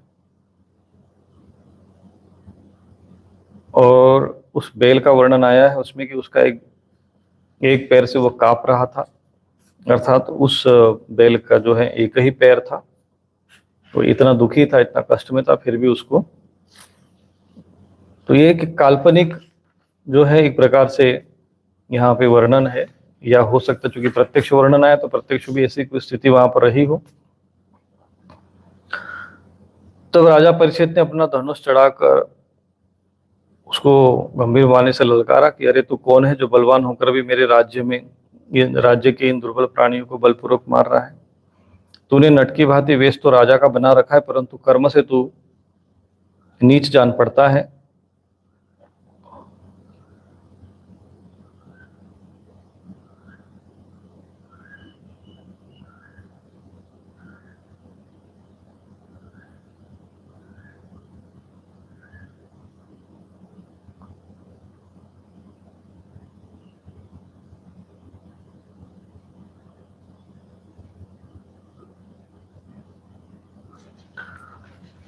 अद्विज शब्द आया यहाँ पर। तो हमारे दादा अर्जुन के साथ भगवान श्री कृष्ण के परमधाम पधार जाने पर इस प्रकार निर्जन स्थान में निरपराधों पर प्रहार करने वाला तो अपराधी है अथवा वध के योग्य है। फिर उन्होंने उस बैल से पूछा कि आप कौन हैं? तो बैल ने उसमें कहा कि महाराज मैं साक्षात धर्म हूं, और इस कलयुग के प्रभाव के कारण ये मुझे प्रताड़ित हो रहा हूं।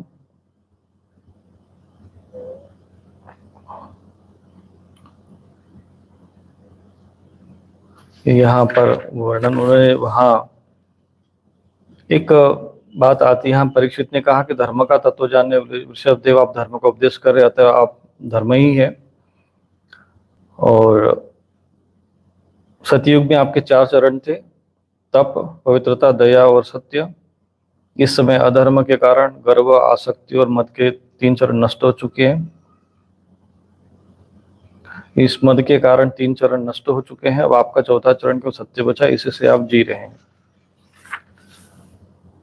और जो गौ माता जो थी, वो जो गाय थी, वो पृथ्वी के रूप में थी। तो इस प्रकार जब कलयुग को राजा परीक्षित ने जब उसको ललकारा,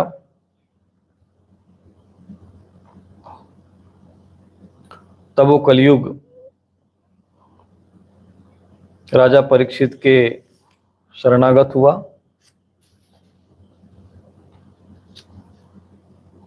कलयुग टाड़ गया कि अब ये तो मुझे मार ही डालेंगे। तब उसने अपने राज चिन्ह उतार डाले और भय विवल होकर उनके चरणों में अपना सिर रख दिया। क्योंकि उस समय के राजा शरणागत रक्षक हुआ करते थे, उसने उनको मारा नहीं। उसे कहा कि तू शरण में आ गया है, इसलिए भी तू भय नहीं है, परंतु तुम अभी मेरे राज्य में बिल्कुल नहीं रहना चाहिए।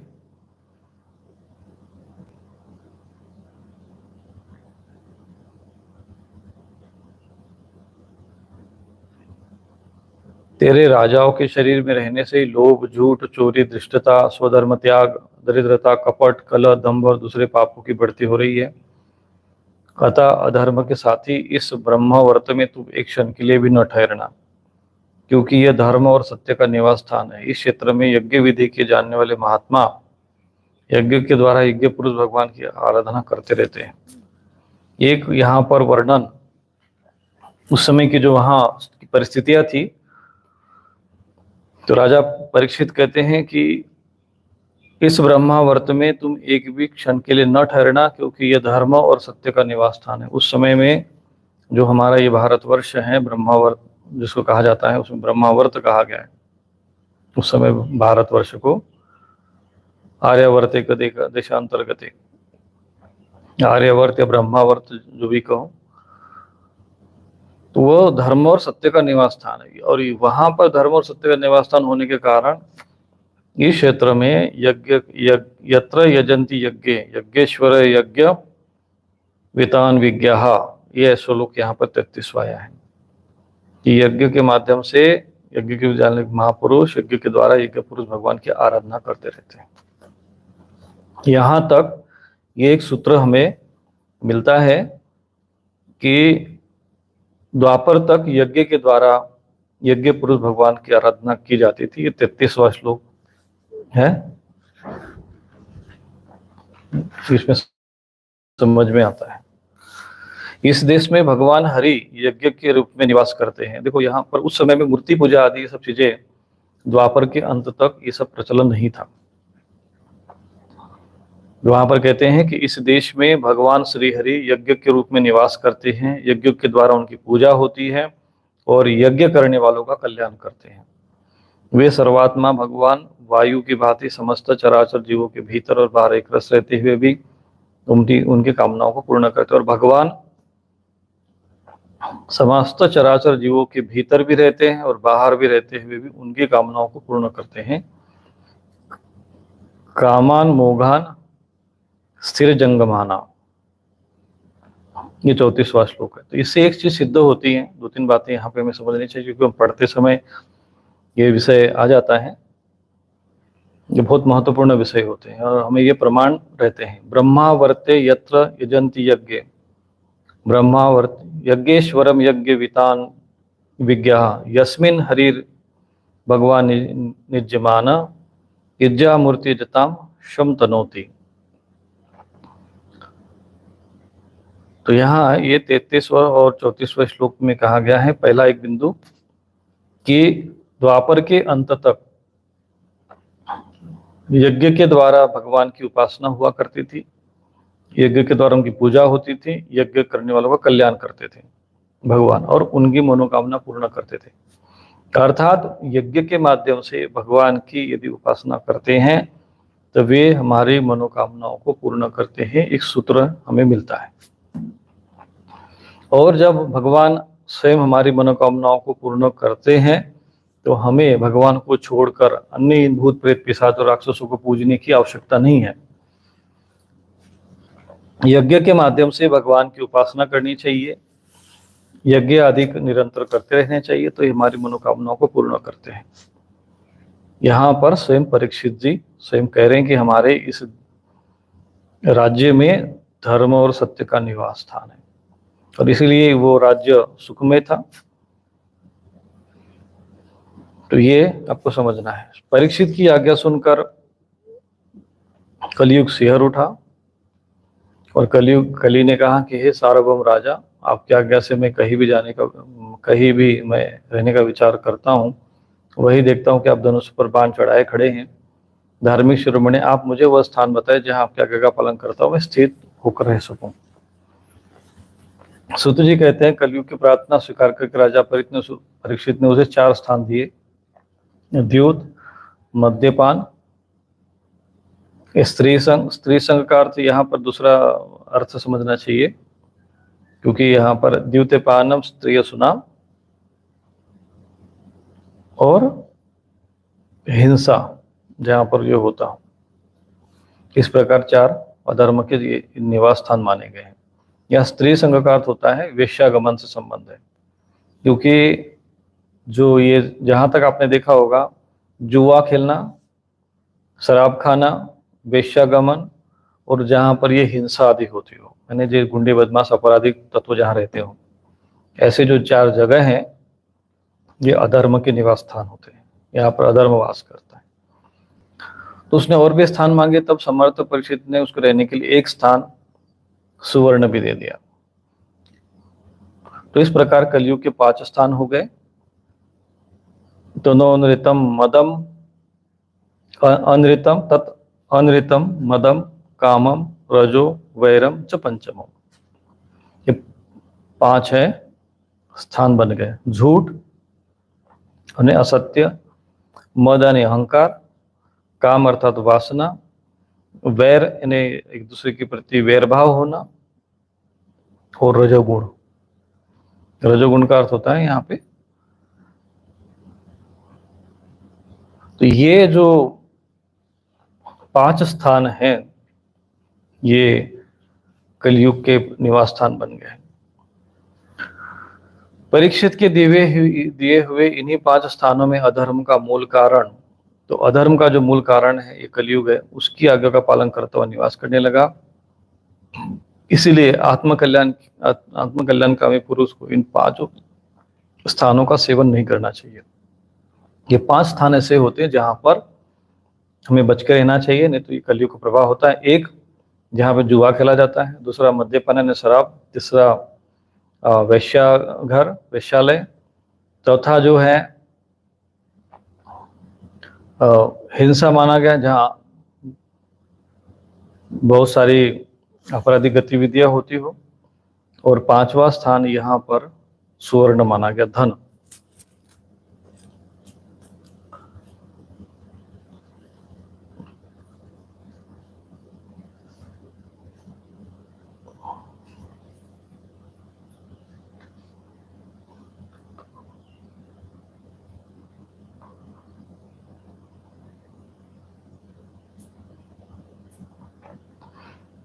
अब यहाँ पर ये शब्द जो है विचित्र है। श्लोक जात रूप मदात प्रभु, ऐसा आया है। जो मद उत्पन्न करने वाला धन, वो यहाँ पर कहा गया है, या धन का अर्थ या सुवर्ण का अर्थ यहाँ पर यही। तो इसलिए ये श्लोकों को समझना बहुत बड़ा आवश्यक होता है। हिंदी में जैसे अर्थ दिया हुआ है वो तो ठीक है, लेकिन उसके पीछे ये समझना है कि जो सुवर्ण यहाँ, क्योंकि सुवर्ण की बात आएगी तो सब लोग सोचेंगे भाई सुवर्ण में कलयुग है तो महिलाएं तो मंगलसूत्र भी पहनती है, क्योंकि ये ऐसे प्रश्न होते हैं। ये सब चीजों का शास्त्रोक्त तत्व के साथ कोई समाधान न करने के कारण लोगों के मन में ये सारे प्रश्न बने के बने रहते हैं। लोग कहते चलो ऐसे लिखा हो, जो सुनाने वाले होते कथाकार ऐसे सुना के चले जाते हैं। तो इसको हमें समझना पड़ेगा।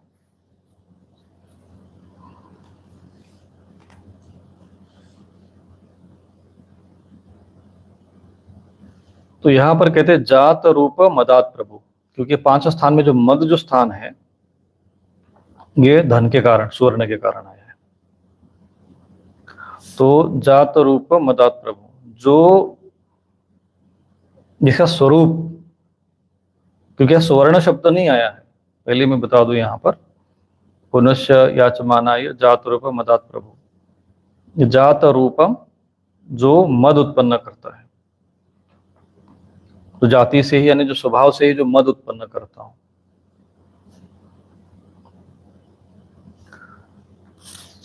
तो ऐसा जो धन होता है, क्योंकि उस समय में जितने भी धन का लेन देन है, जो भी रुपए पैसे का लेन देन हुआ करता था, वो स्वर्ण मुद्राओं से हुआ करता था। इसीलिए उसको भगवान ने उसमें स्थान दिया गया है, जो मद उत्पन्न करने वाला धन। यहाँ पर इसका अर्थ है, ये इन लोगों को सुधार कर लेना चाहिए। सुवर्ण का अर्थ लेते सुवर्ण के रूप में लेंगे तो फिर तो महिलाएं मंगलसूत्र पहनती है। सामान्य रूप से भी सज्जन लोग भी जो है, भगवान की मूर्ति भी सुवर्ण की होती है। तो वहां पर भी कलयुग का वास होगा क्या? ये रहस्य मुझे भी नहीं पता था, पर आज पढ़ते पढ़ते मुझे भी समझ में आ गया।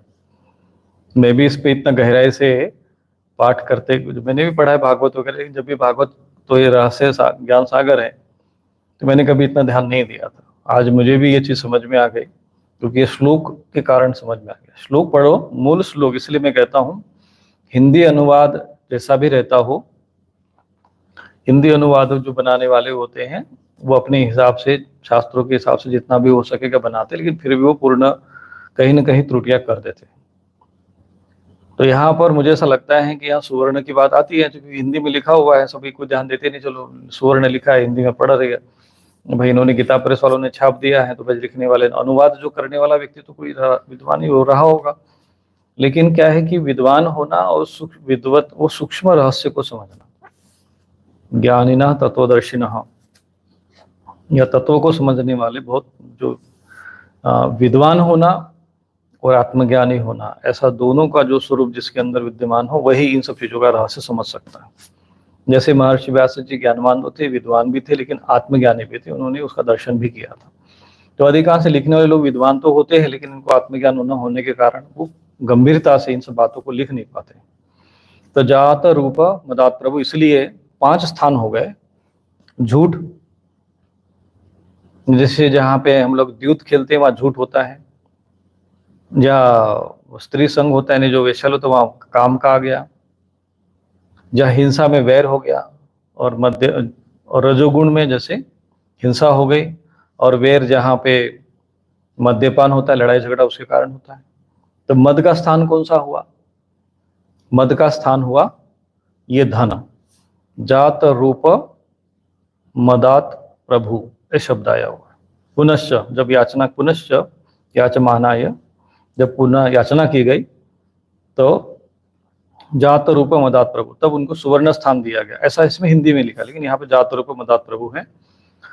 ततो तत आंद्रितम, यानी झूठ, मदम कामम रजो वैरम च पंचमम, ये 29वां श्लोक है, ये नहीं 39वां श्लोक है, ये आप नोट कर लेना। 39।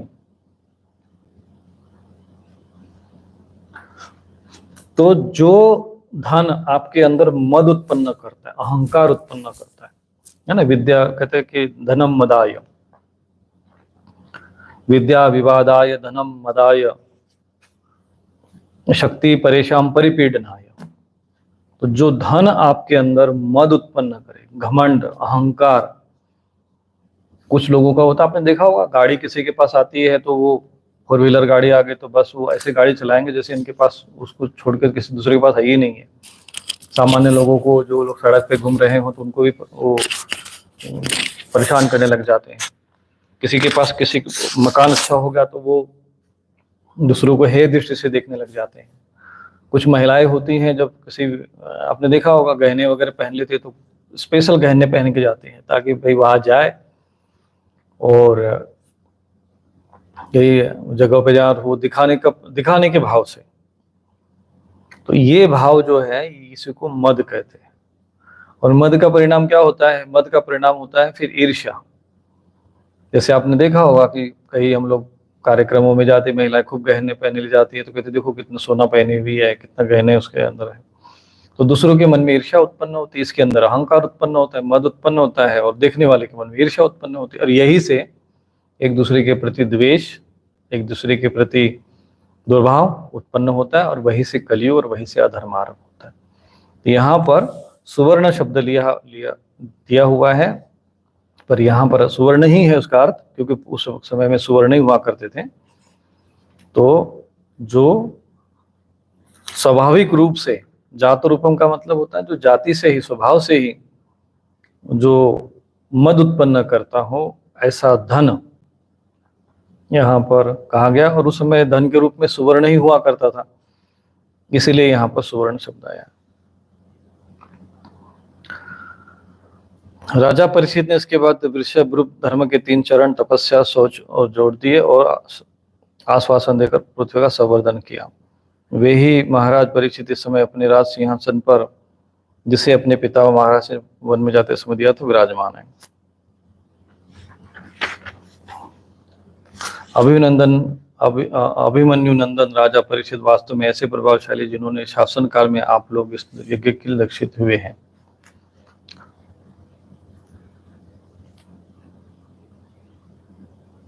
तो राजा परीक्षित को श्राप लगता है,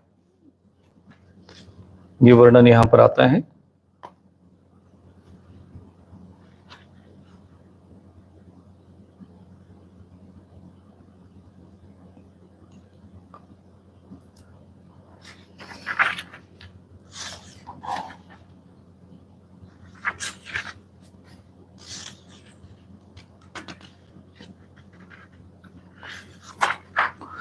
तो कहते हैं कि एक बार राजा परीक्षित धनुष लेकर वन में चले गए थे और वहां पर उन्हें हिरणों के पीछे दौड़ते हुए थक गए, बड़े जोर से उनको भूख लगी, प्यास लगी। जब उन्हें कोई जलाशय नहीं मिला तो एक पास के ऋषि के आश्रम में गए। वहां उन्होंने देखा कि आंख बंद किए हुए शांत भाव से एक मुनि आसन पर बैठे हुए हैं और उनको ये लगा उस समय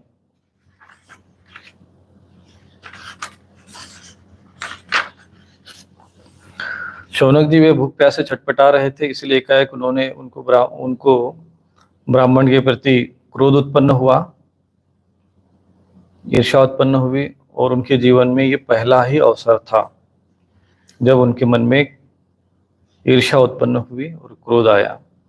वहां से लौटते समय उन्होंने क्रोधवश धनुष की नोक से एक मरा सांप उठाकर ऋषि की गोद में डाल दिया और अपनी राजधानी में चले गए। क्रोध के मारे, ईर्ष्या के मारे, क्योंकि वो किसी आश्रम में गए, वहां पर उनको मुनि बैठे हुए देखे, उनके नेत्र बंद थे, वो अपने समाधि में थे और ये चूंकि भूख प्यास से जो वो छटपटा रहे थे तो उसमें उनको क्रोध आया। क्रोध के मारे उन्होंने एक देखने के लिए कि मरा हुआ सांप डाल देते, देखो ये अपना झूठ मूठ का बैठा हुआ है या तपस्या कर रहा है, इस भाव से उन्होंने वो गले में सांप डाल दिया और वो अपने राजधानी में चले गए।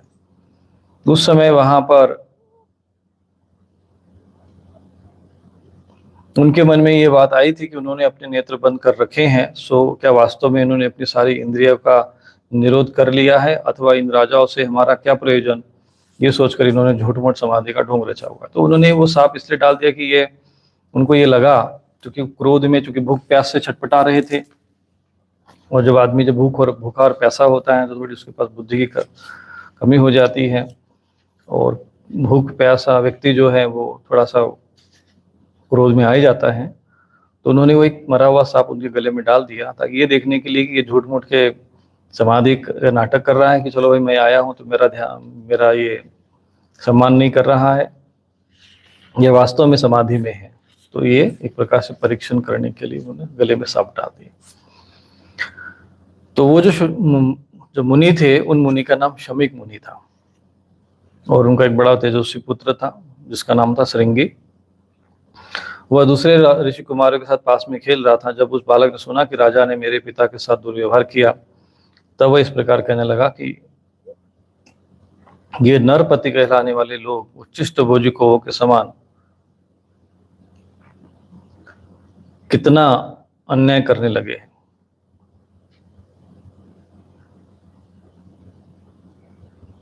ब्राह्मणों के दास होकर भी ये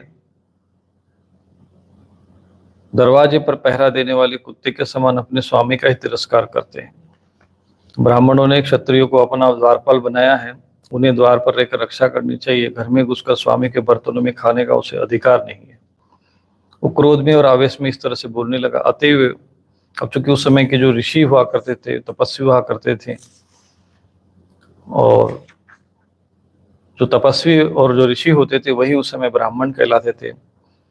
अतएव उन्मार्गगामियों के शासक भगवान श्री कृष्ण परम धन प्रदान जाने पर इन मर्यादा को तोड़ने वाले को मैं आज दंड देता हूं, मेरा तपोबल पश्चिमे बलम।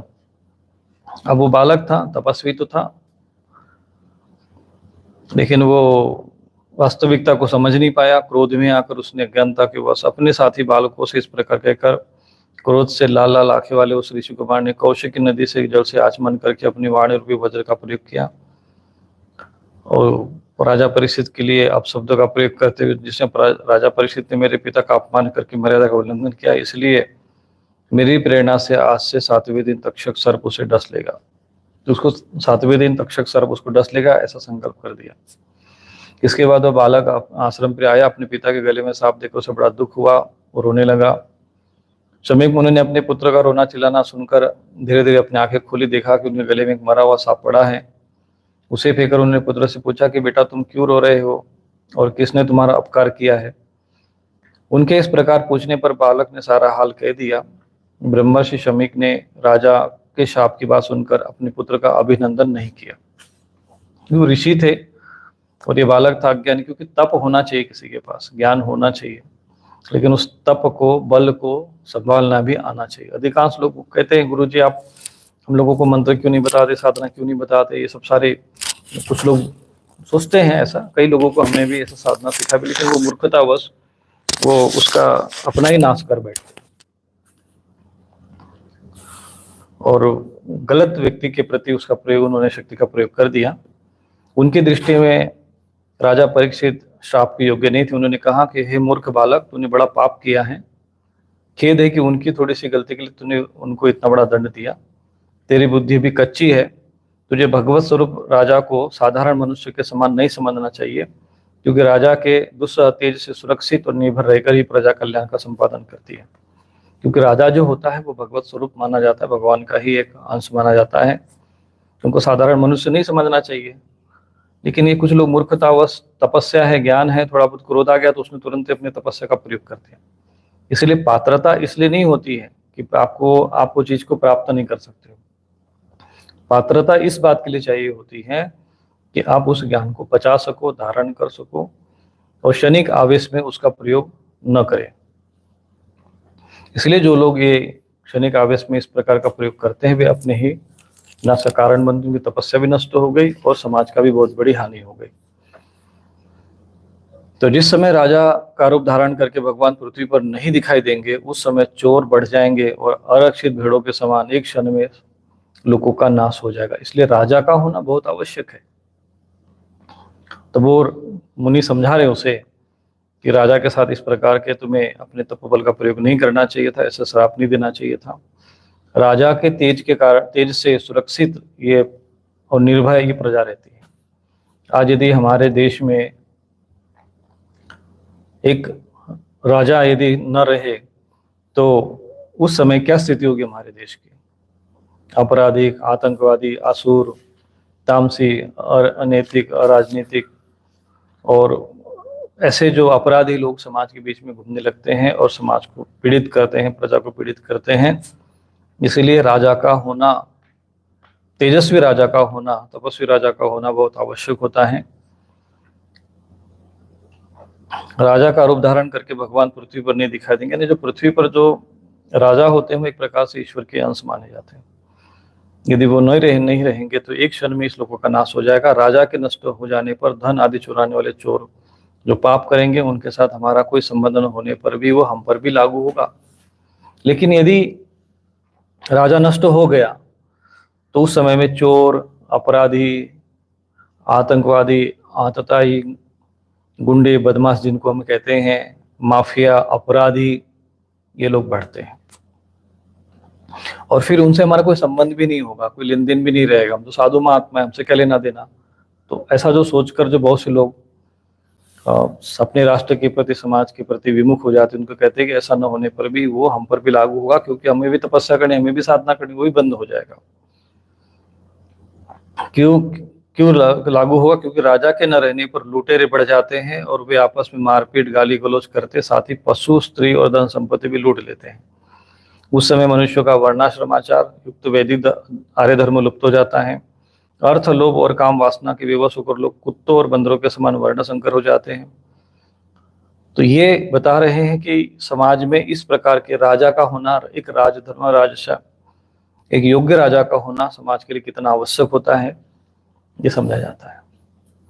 इसलिए शासन, शासक ठीक होना चाहिए। लेकिन अभी चूंकि जैसे लोकतंत्र है, हमको लगता है कि चलो भाई कोई भी रह जाए, कोई भी आ जाए, किसी को भी वोट कर देंगे, कोई अंतर नहीं पड़ता। लेकिन जो ऐसा नहीं है, जो आप किसी को मत करते हैं, किसी को चुनते हैं, तो उसका संबंध आप पर भी लागू होता है। वो आपको भी उनके अपने इन सारे कर्मों का फल भोगना पड़ता है, क्योंकि इस प्रकार से आर्य धर्म लुप्त हो जाता है। अर्थ, लोभ और काम वासना के विवश होकर लोग वर्ण संकर हो जाते हैं।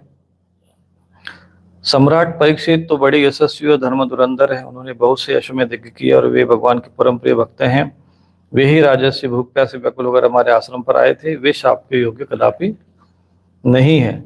इस नासमझ बालक ने हमारे निश्चय निष्पाप सेवक राजा का अपराध किया है। सर्वात्मा भगवान कृपा करके इसे क्षमा करे।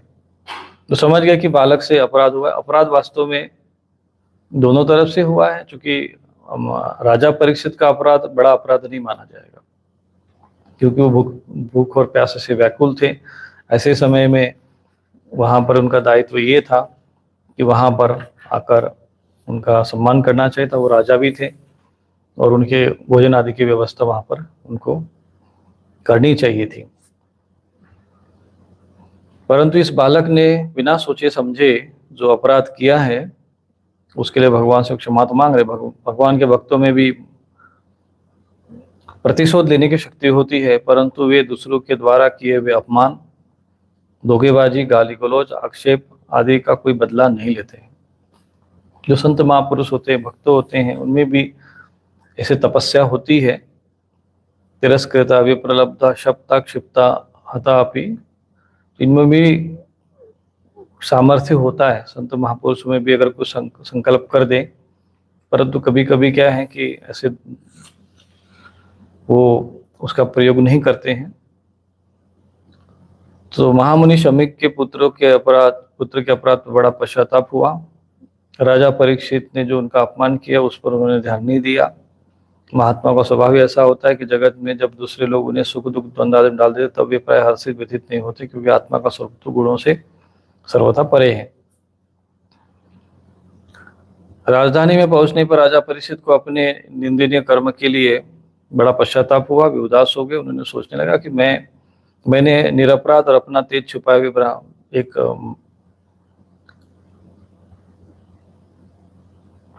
ब्रह्मज्ञानी महापुरुष के साथ बड़ा अनार्य पुरुषों के समान नीच व्यवहार किया। बड़ी खेद की बात है।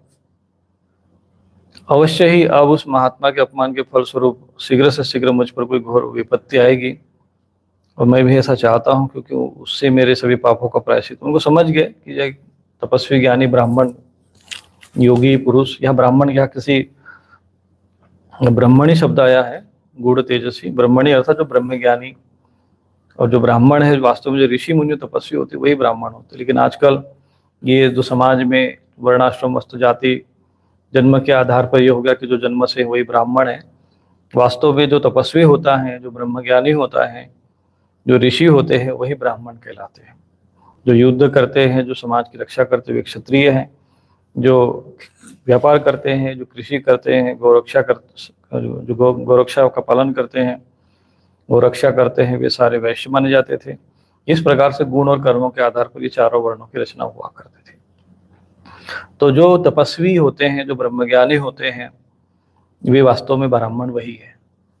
बाकी ये जो कोई भी अपने आप को किसी भी प्रकार का टाइटल लगा देने से, किसी घर में से जन्म लेने से वो तेज और तपस्या आपके अंदर नहीं आ सकती। उसके लिए तपस्या चाहिए।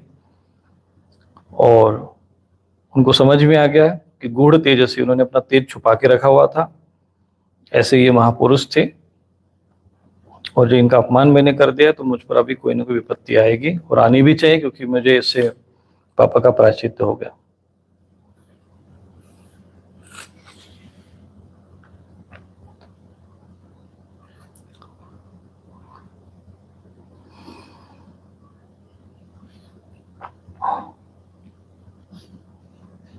वे इस प्रकार चिंता कर रहे थे कि उन्हें ज्ञात हुआ कि ऋषि कुमार के श्राप से तक्षक मुझे डसेगा।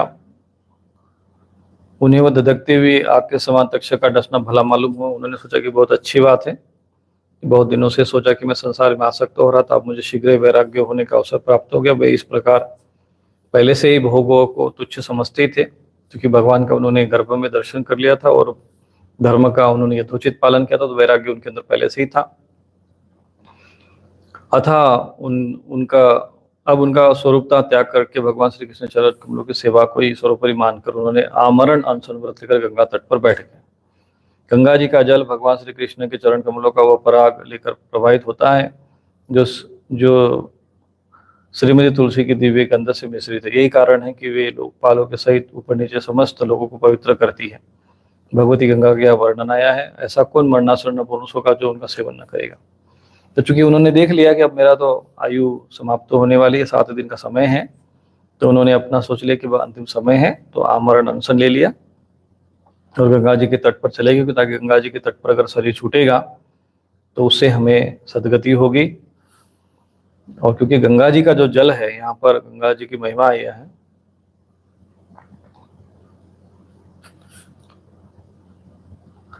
पूर्णाति लोकानुभयत्र शेषान कस्ताम न सेवेतम मरिष्यमाणा। तो कहते हैं कि जो गंगा जी का जल भगवान श्री कृष्ण के चरण कमलों से निकला हुआ प्रवाहित होता है। भगवान श्री कृष्ण यहाँ पर शब्द बार बार आया है, तो यहाँ पर कहीं पे विष्णु पदम शब्द आया है, लेकिन लिखते समय उन्होंने श्री कृष्ण लिख दिया, क्योंकि लिखने वाले के समय में भाव ये जो हिंदी अनुवाद करने वाले थे, उन्होंने हर जगह भगवान श्री कृष्ण की महिमा है, तो भगवान कृष्ण का ही नाम यहाँ पर लिखा है। यहाँ इनको भगवान विष्णु लिखना चाहिए था, क्योंकि यहाँ पर विष्णु पद्माम शब्द आया हुआ है।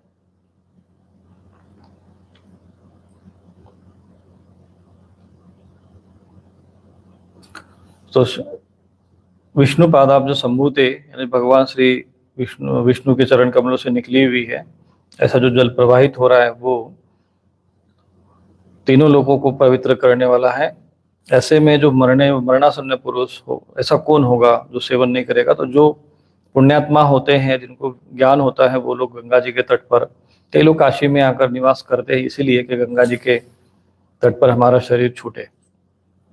तो कौन ऐसा पुण्यात्मा मरना पुरुष नहीं होगा जो उनका सेवन न करेगा। इस प्रकार गंगा जी के तट पर आमरण अनशन का निश्चय करके उन्होंने समस्त आसक्तियों का परित्याग कर दिया और मुनियों का व्रत स्वीकार करके अनन्य भाव से श्री कृष्ण के चरण कमलों का ध्यान करने लगे। राजा परीक्षित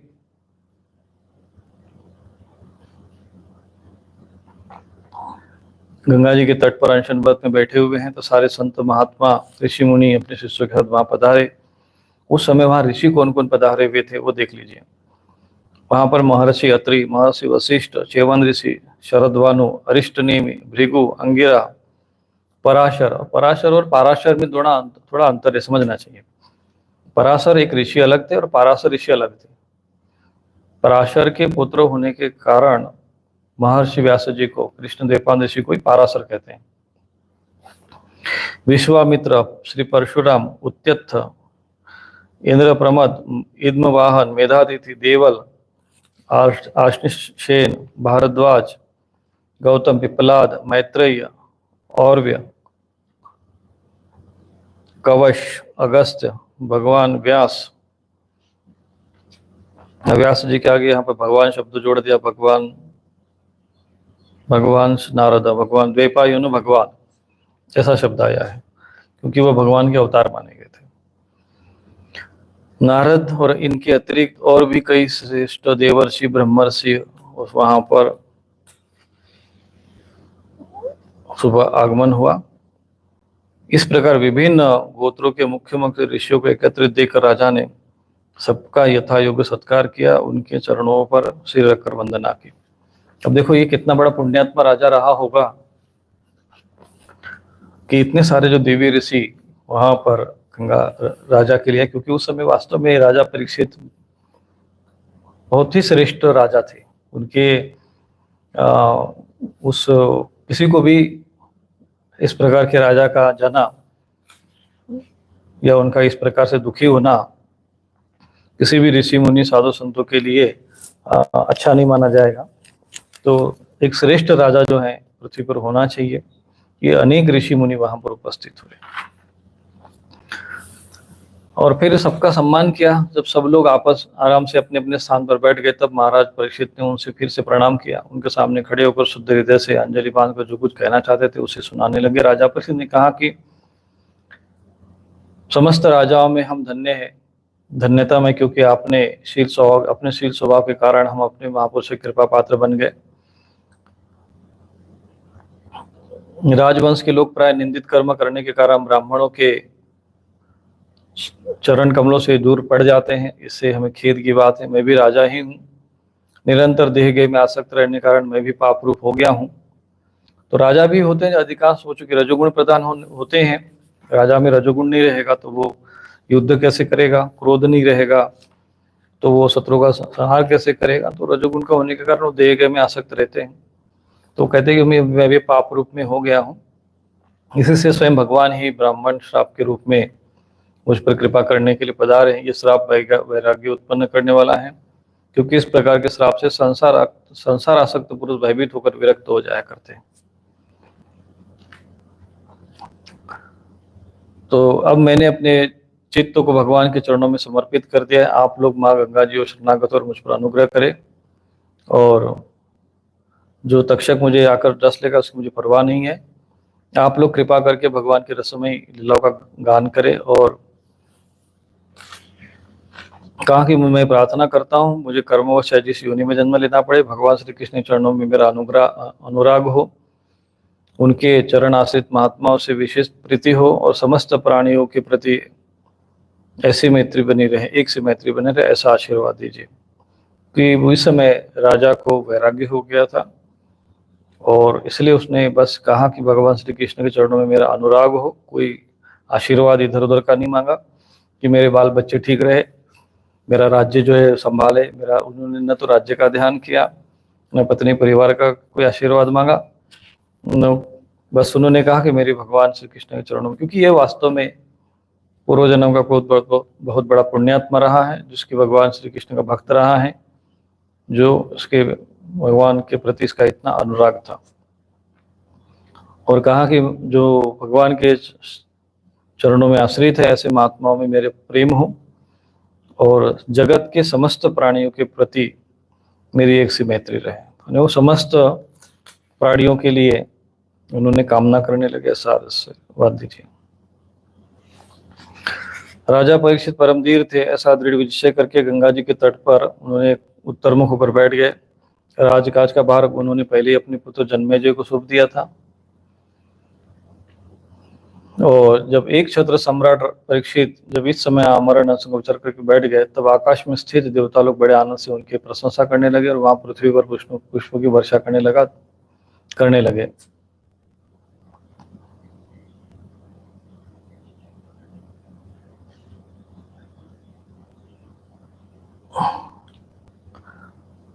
और उन ऋषियों ने भी कहा कि हे राजर्षि शिरोमणि, भगवान श्री कृष्ण के सेवक और अनुयायी आप पांडु वंशियों में के लिए यह कोई आश्चर्य की बात नहीं है, क्योंकि आप लोगों ने भगवान की सन्निधि प्राप्त करने की आकांक्षा से उस राज सिंहासन का एक क्षण में परित्याग कर दिया, जिसकी सेवा बड़े बड़े राजा अपने मुक्तों से करते थे। हम सब तब तक यही रहेंगे जब तक कि भगवान के परम भक्त परीक्षित अपने नश्वर शरीर को छोड़कर माया दोष एवं सुख से रहित भगवत धाम में नहीं चले जाते। ऋषियों के वचन सुनकर राजा परीक्षित ने ऋषियों से प्रार्थना की।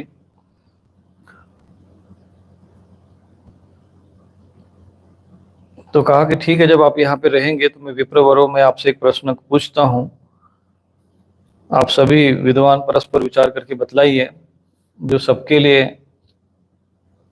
तो पहला प्रश्न होता है कि सबके लिए, सब अवस्था में और विशेष करके थोड़े समय में मरने वाले पुरुष के लिए अंतःकरण और शरीर से करने योग्य विशुद्ध कर्म कौन सा है? राजा परीक्षित का ये महत्वपूर्ण प्रश्न है, और यही से भागवत का जो आरंभ होता है, और यही महत्वपूर्ण प्रश्न है।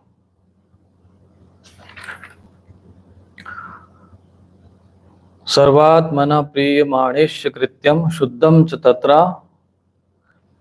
मृतशताभियुक्तः। अर्थात कि सबके लिए, सब अवस्था में, यानी सब अवस्था में, सबके लिए, सभी अवस्था में, चाहे वो युवक हो, बालक हो, वृद्ध हो, स्त्री हो, पुरुष हो, और विशेषकर थोड़े समय में जिनकी मृत्यु होने वाली हो, क्योंकि इनकी भी थोड़े समय में मृत्यु होने वाली थी। तो शरीर से करने योग्य विशुद्ध कर्म कौन सा है? तो वो कौन सा कर्म है जो किया जाए जिससे जो अंतिम समय में जिसका समय आ गया हो, ऐसा लगे कि वृद्धावस्था आ गई या शरीर छूटने वाला हो, उस समय क्या करना चाहिए? उसी समय पृथ्वी पर स्वेच्छा से विचरण करते हुए किसी की अपेक्षा न रखने वाले व्यास नंदन सुखदेव जी महाराज वहां प्रकट हो गए। वे वर्ण और आश्रम के बाह्य चिन्हों से रहित और आत्मानुभूति में संतुष्ट थे। बच्चों और स्त्रियों ने उन्हें घेर रखा था। उनका वेश अवधूत का सा था। 16 वर्ष की अवस्था थी। चरण, हाथ, जंघा, भुजाएं, कंधे, कपोल, अन्य सब अंग अत्यंत सुकुमार थे। नेत्र बड़े बड़े और सुमनोहर थे। नासिका कुछ ऊंची होती, कान बराबर। मैं वो बताते कि किस प्रकार का उनका शरीर था और कितना सुंदरता कैसी होनी चाहिए। कान बराबर थे, सुंदर भौहें थी। इनसे मुख बड़ा शोभायमान हो रहा था। गला तो मानो सुंदर शंख ही था। उनकी लंबी लंबी भुजाएं थी। मुख पर घुंघराले बाल बिखरे हुए थे। इस दिगंबर वेश में वे श्रेष्ठ देवता के समान तेजस्वी जान पड़ते थे। उनको देखकर उनके सारे लक्षण, यद्यपि उन्होंने अपना तेज छिपा रखा था, फिर भी उनके लक्षण जानने वाले मुनियों ने उनको पहचान लिया और वे सबके सब अपने आसन छोड़कर उनके सम्मान के लिए उठ खड़े हुए। यहाँ पर परशुराम जी, विश्वामित्र जी जैसे ऋषि मुनि भी वहां पर बैठे हुए हैं। वे भी सुखदेव जी का सम्मान करने के लिए वहां पर उठकर खड़े हुए। अब या तो ये जैसा इनका स्वरूप है अवधूत अवस्था, या तो ये तो भगवान स्वयं दत्तात्रेय जी के समान कोई ये उन्हीं का अवतार हो सकते हैं, या तो स्वयं भगवान शिव ही इनके रूप में अवतरित हुए हो सुखदेव जी की मुनि के रूप में, क्योंकि बहुत ही बड़े बड़े ऋषियों ने उनका सम्मान किया। राजा परीक्षित ने अतिथि रूप में पधारे हुए श्री सुखदेव जी को झुककर प्रणाम किया और उनकी पूजा की। उनके स्वरूप को न जानने वाले बच्चे स्त्रियां उनकी महिमा देखकर वहां से लौट गए। चूंकि अवधूत वेश में थे तो छोटे छोटे जो कन्याएं बच्चे होते हैं वो ऐसे साधु महात्माओं के पीछे पड़ जाते हैं, तो वो वहां पर लौट गए और सब वहां से सबसे सम्मानित होकर सुखदेव जी एक ऊंचे आसन पर बैठ गए, श्रेष्ठ आसन पर बैठ गए। नक्षत्र, ग्रह, नक्षत्र, ताराओं से घिरे हुए चंद्रमा के समान ब्रह्मर्षि, देवर्षि और राजर्षि के समूहों से घिरे हुए, यानी देवर्षि, राजर्षि और ब्रह्मर्षि तीनों ऋषि थे वहां पर। सुखदेव जी अत्यंत शोभायमान हुए। वास्तव में वे महात्माओं के भी परम आदरणीय थे।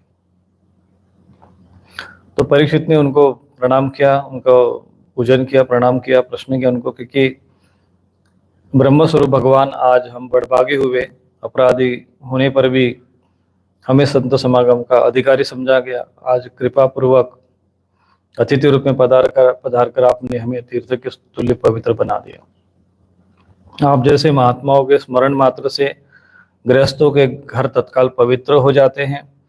फिर दर्शन, स्पर्शन और प्राद प्रक्षालन और आसन दान आदि का शुभ अवसर मिलने पर तो कहना ही क्या। महायोगिन जैसे भगवान विष्णु के सामने दैत्य लोग नहीं ठहरते, वैसे ही आपकी सन्निधि में बड़े बड़े पाप तुरंत नष्ट हो जाते हैं। तो एक महात्मा जो होते हैं, इस प्रकार के जो श्रेष्ठ महात्मा होते हैं, तत्वज्ञानी महापुरुष होते हैं, जो आत्मा में स्थित रहते, आत्मचिंतन करते रहते हैं, ऐसे महात्माओं का यहाँ महिमा का वर्णन किया गया। अवश्य ही पांडवों के सूरत भगवान श्री कृष्ण मुझ पर अत्यंत प्रसन्न हैं। उन्होंने अपने फुफेरे भाइयों की प्रसन्नता के लिए उन्हीं के कुल में उत्पन्न हुए मेरे साथ अपने बन का व्यवहार किया। भगवान श्री कृष्ण की कृपा न होती तो आप शरीर के एकांतवासी अव्यक्त गति परम सिद्ध पुरुष स्वयं पधार कर इस मृत्यु के समय हम जैसे प्राकृत मनुष्य को दर्शन क्यों देते। आप योगियों के परम गुरु है, इसलिए मैं आपसे परम सिद्धि के स्वरूप साधन के संबंध में प्रश्न कर रहा हूँ। और प्रश्न वही था कि जो पुरुष सर्वथा मरणासन्न है उसको क्या करना चाहिए।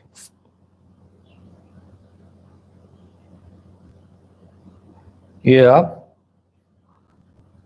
37वां श्लोक है, इसको नोट कर लीजिए। पुरुषस्येह यत् कार्यम प्रियमाणस्य सर्वथा, ये नोट कर लीजिए ये वाला श्लोक।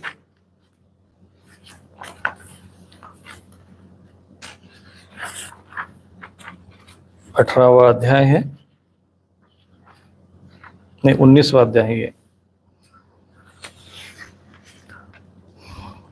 पुरुषस्येह यत् कार्यम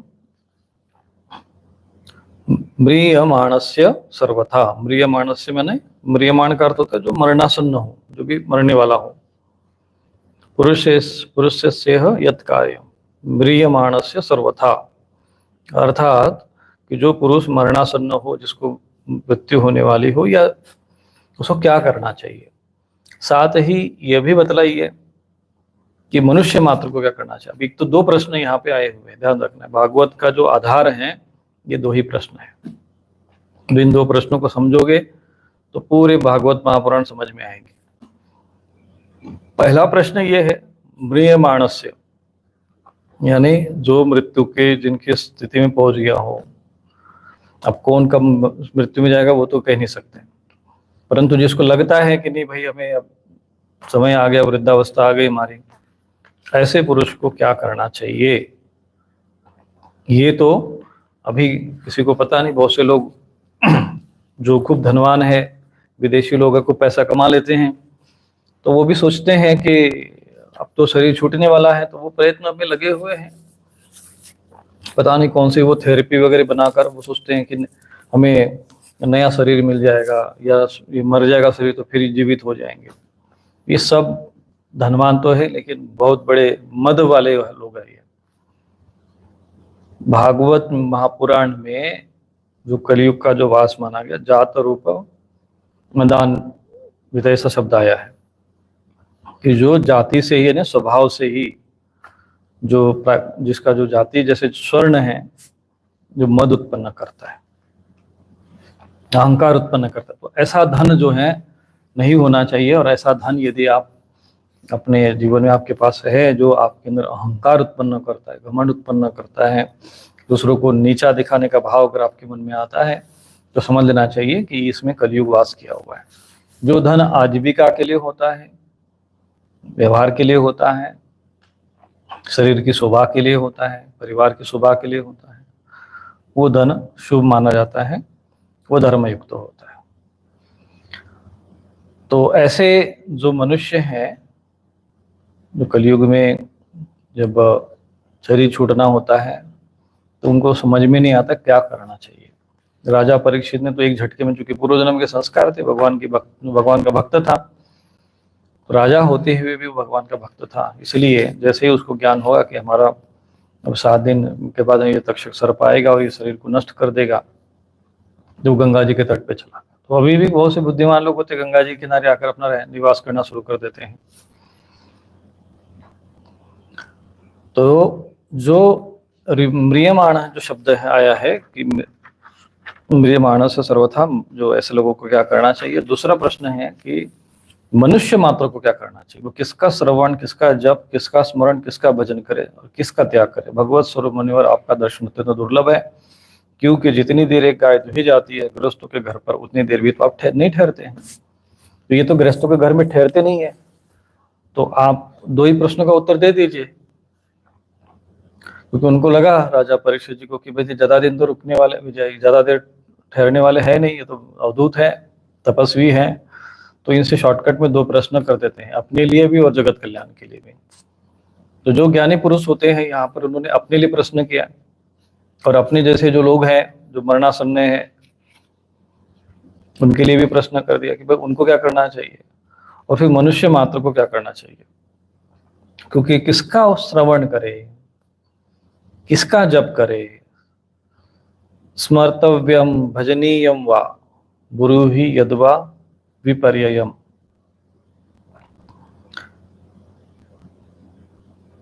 तो किसका स्मरण करे, किसका भजन करे, ये बड़ा प्रश्न है। लोग तो घूमते रहते हैं, कई लोग आजकल लोग परेशान होकर भूत प्रेत पिशाचों को पूजने लगे हैं। लोगों ने जो है अनेक अनेक मसानियों को, मसानों को, प्रेतों को, पिशाचों को, ब्रह्म राक्षसों को देवता मनाकर गांव गांव में, घर घर में, गली गली में बैठा दिया है। लोग इसी को देवता समझकर पूजते हैं और दुर्गति को प्राप्त होते हैं। तो ये प्रश्न बहुत महत्वपूर्ण है। सूत जी कहते हैं कि जब राजा ने बड़ी मधुर वाणी से इस प्रकार संभाषण प्रश्न किए, तब समस्त धर्मों के मर्मज्ञ व्यासनंदन सुखदेव जी उनका उत्तर देने लग गए। इस प्रकार से यहाँ पर प्रथम स्कंद पूर्ण हो गया।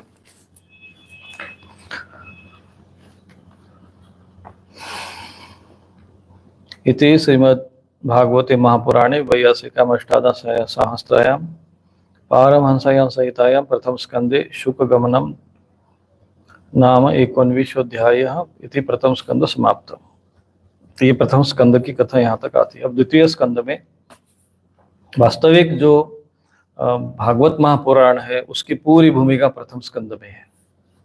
एक प्रकार से जैसे ना कोई भी विषय समझाने के पहले उसकी भूमिका बनाई जाती है, उसकी एक आधारशिला रखी जाती है। तो प्रथम स्कंद एक प्रकार से आधारशिला है, क्योंकि हम भगवान का भजन क्यों करें, भगवान का भजन करें तो किस प्रकार से करें, उसका क्रम क्या है, उसके लिए कैसे महापुरुष होने चाहिए, कैसे हमारे में योग्यता होनी चाहिए, ये सारा विषय प्रथम स्कंद में आता है। अब द्वितीय स्कंद में आता है, यहां से अब हम चर्चा करेंगे।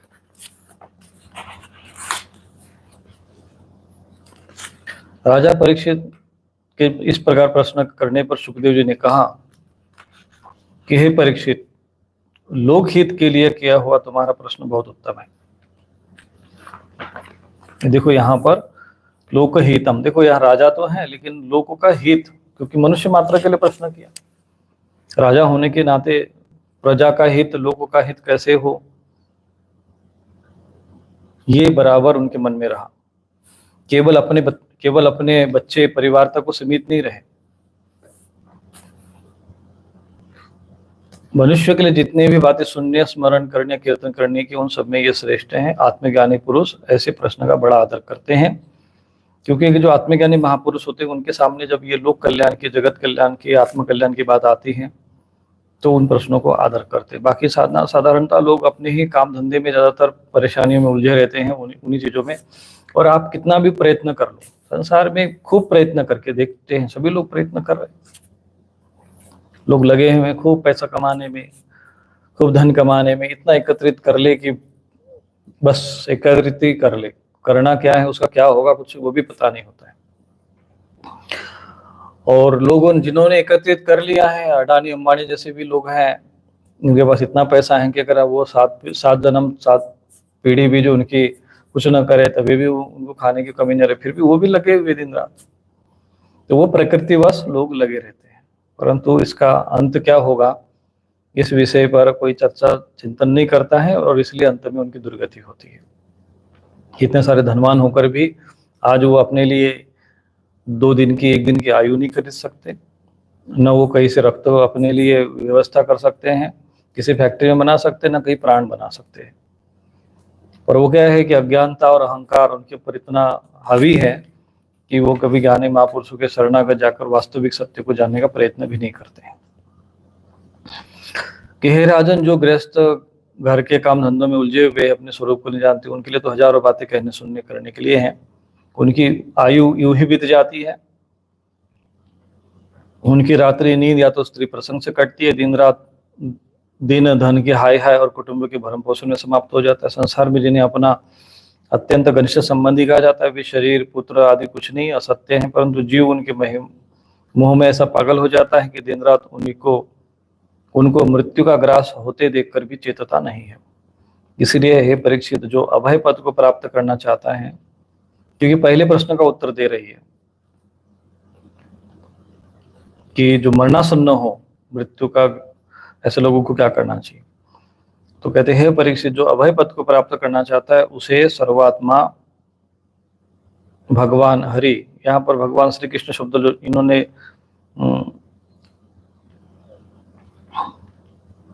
हिंदी अनुवाद करते समय श्री कृष्ण शब्द लिखा है, परंतु यहाँ पर श्लोक में तस्मात् भारत सर्वात्मा भगवान ईश्वरो हरि, ये श्लोक आया है। श्रोतव्य कीर्तितव्यश्च स्मर्तव्यश्च ईशिताम अभयम।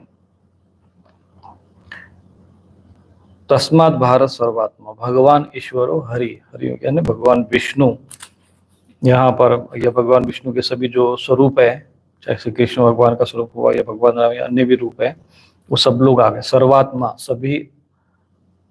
सभी जीवों का आत्मा, ऐसा जो भगवान है, भगवान ईश्वरो, भगवान ईश्वरो हरि। क्या करना चाहिए? श्रोतव्य, ये श्लोक लिख लीजिए, इसका अर्थ नोट कर लीजिए। द्वितीय स्कंद प्रथम अध्याय।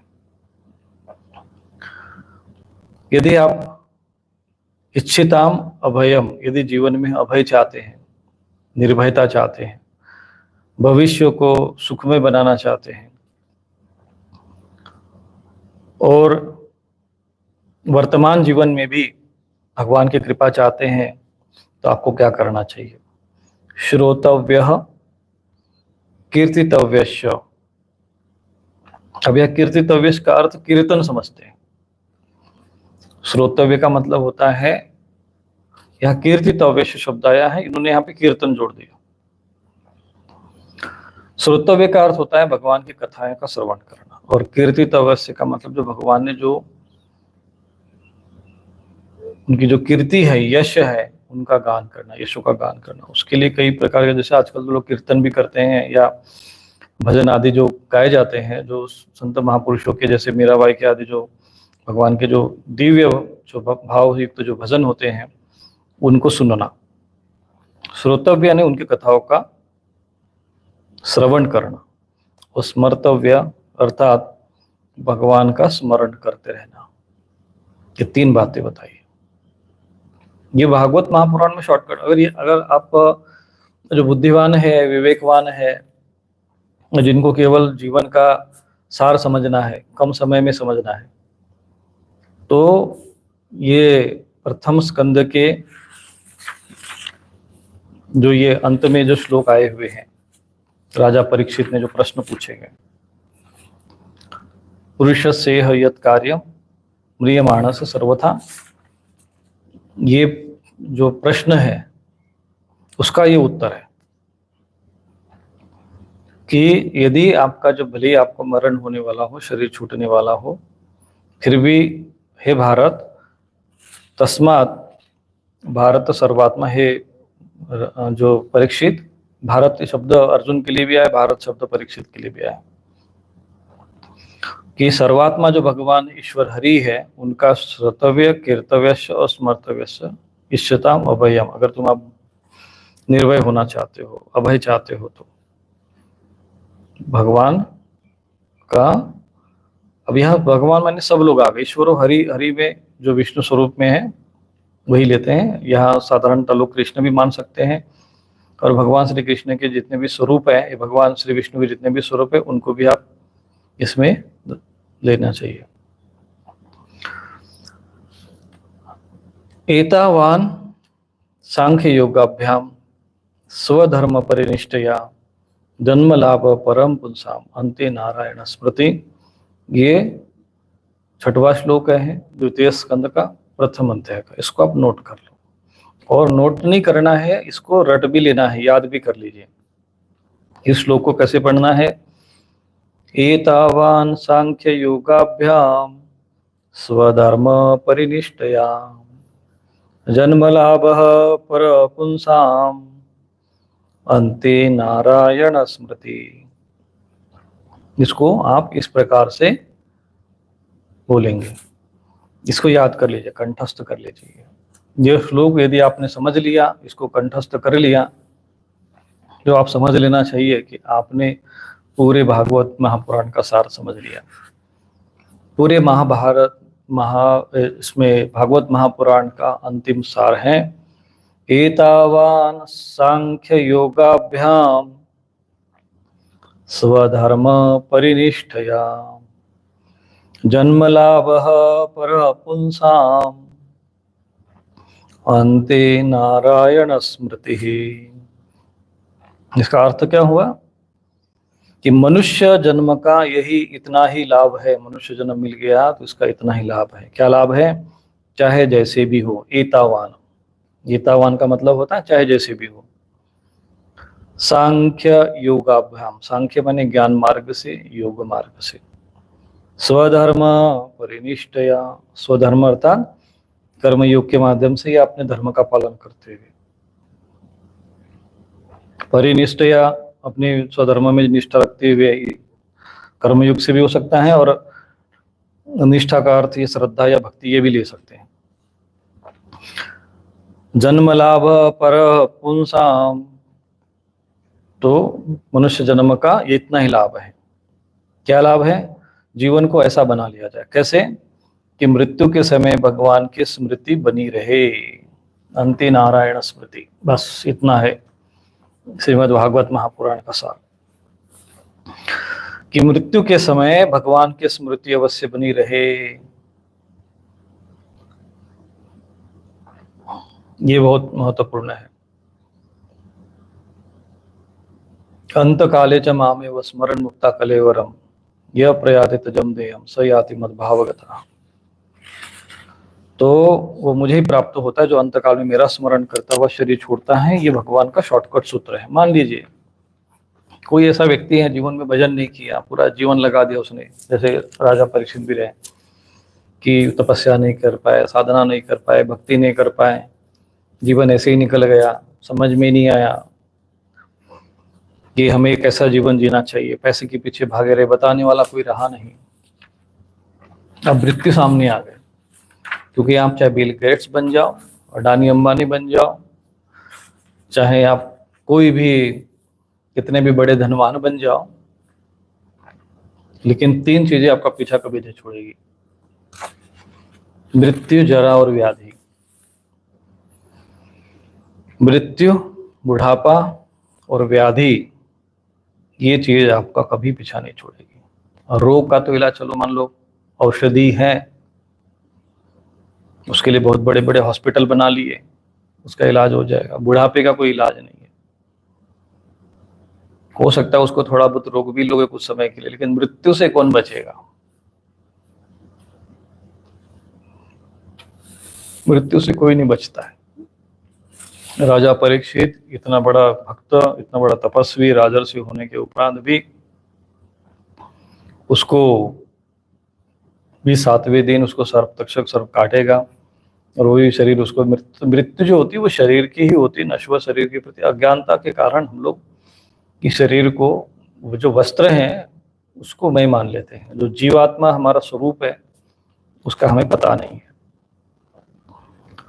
तो जिनको ये ज्ञान है, जिनको थोड़ी बुद्धि बची हुई है, शेष है, उनको जीवन को ऐसा बना लेना चाहिए। आप अपना कर्म करो, संसार का कोई भी कर्म करो, परंतु साथ में अपने जीवन को ऐसा बना लो, चाहे वो ज्ञान मार्ग से बना लो, ब्रह्म सूत्र पढ़ते रहो, चाहे तत्वज्ञानी महापुरुषों का संग करते रहो, चाहे भक्ति के माध्यम से हो। योगाभ्याम का अर्थ या भक्ति भी होता है, भक्ति योग भी है और योग मार्ग भी है। चाहे प्राणायाम आसन आदि के द्वारा भी अपना योग चित्तवृत्ति निरोध करो, चाहे स्वधर्म परिनिष्ठ या फिर अपने धर्म में कर्मयोग के माध्यम से अपने धर्म का पालन करते हुए अपने शरीर को, मन को, बुद्धि को ऐसा बना लो कि अंत में भगवान का स्मरण हो जाए। तो ऐसा करने से क्या होगा?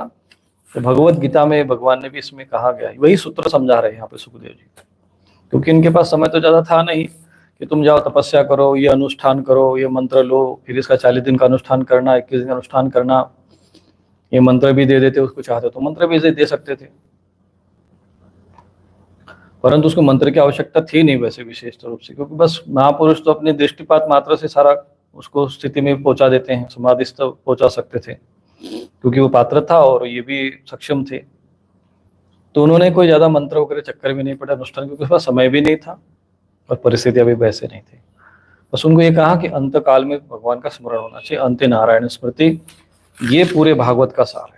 जब भी मैं भागवत कथा सुनाता हूँ तो ये श्लोक मैं अवश्य बोलता हूँ, सबसे समझाता हूँ। एतावान सांख्य योगाभ्याम स्वधर्म परिनिष्ठया जन्म लाभ पर पुंसाम अंते, या हम जैसे पुंसाम अंते नारायण स्मृति, अंते अंतकाल में नारायण की स्मृति हो जाए बस। परीक्षित जो निर्गुण स्वरूप में स्थित है और विधि निषेध की मर्यादा लांघ चुके हुए बड़े बड़े ऋषि मुनि भी प्राय भगवान के अनंत कल्याण में गुणों के वर्णन में रमे रहते हैं।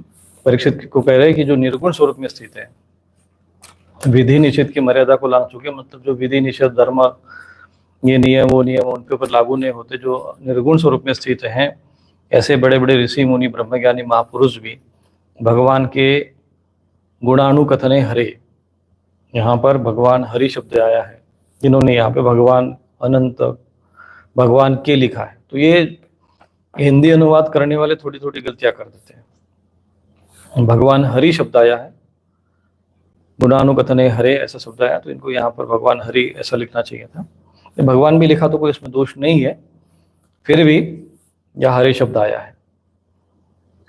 तो रमणते स्म गुणानुकथने हरे, कि वो भगवान का जो है गुण अनुकथन करते रहते हैं, गुण वर्णन करते रहते हैं। द्वापर के अंत में इस भगवत स्वरूप पर वेद तुल्य श्रीमद् भागवत नाम के महापुराण का अपने पिता श्री कृष्ण द्वैपायन से मैंने अध्ययन किया था। राजा से मेरी निर्गुण स्वरूप परमात्मा में पूर्ण निष्ठा है। देखो ये इनकी निष्ठा कहाँ है, क्योंकि वो उस स्वरूप को प्राप्त हो गए, देह से परे है। उन्होंने कहा कि निर्गुण स्वरूप परमात्मा, उसमें मेरी निष्ठा है। ये बता रहे हैं कि मैं परम ऐसे ऐसे परमात्मा की मैं आराधना करता हूं जो निर्गुण है, निराकार है, जो प्रकाश स्वरूप है, जो अनंत है, जो व्यापक है, सत्य है, जो सनातन है, जिसका जो स्वरूप नहीं है, कोई आकार नहीं है, परंतु जो चराचर में व्याप्त है, उसमें मेरी निष्ठा है। फिर भी कह रहे वो कि भगवान श्री कृष्ण की मधुर लीलाओं ने भला मेरे हृदय को अपनी ओर आकर्षित कर लिया। यही कारण है कि मैंने इस पुराण का अध्ययन किया। तुम भगवान के परम भक्त हो, इसलिए तुम्हें मैं इसे सुनाऊंगा। अब चूंकि मैंने तो अध्ययन कर ही लिया, लेकिन अब सुनाऊंगा किसको? तो तुम परम भक्त हो, इसलिए तुमको सुनाऊंगा। तो आप लोग भी इस भागवत महापुराण का अध्ययन कर लिया करें। ऐसा नहीं है कि सुखदेव जी अध्ययन कर सकते हैं, ऐसा नहीं है कि बस स्वामी रूपेश्वरानंद या कोई अन्य आचार्य महाचार्य कोई पढ़ सकते। भागवत महापुराण में कोई भी अध्ययन कर सकता है। इसको आप लोगों को जीवन में 1-2 बार भागवत महापुराण को पढ़ लेना चाहिए। तो भगवान के परम भक्त हो, इसलिए मैं सुनाऊंगा। और जब आपने अध्ययन किया है तो जो भगवान के भक्त हैं उनको सुनाना चाहिए। जो इसके प्रति श्रद्धा रखते हैं उनकी शुद्ध चित्तवृत्ति भगवान श्री कृष्ण के चरणों में अनन्य प्रेम के साथ बहुत शीघ्र लग जाती है। अब ये भागवत महापुराण की महिमा बता रहे हैं कि यदि इस भागवत महापुराण में जिसकी रुचि होगी या भगवान के कथाओं में जिनका रुचि होगी, उनकी शुद्ध चित्तवृत्ति यानी चित्तवृत्ति शुद्ध हो जाएगी और भगवान श्री कृष्ण के चरणों में अनन्य प्रेम के साथ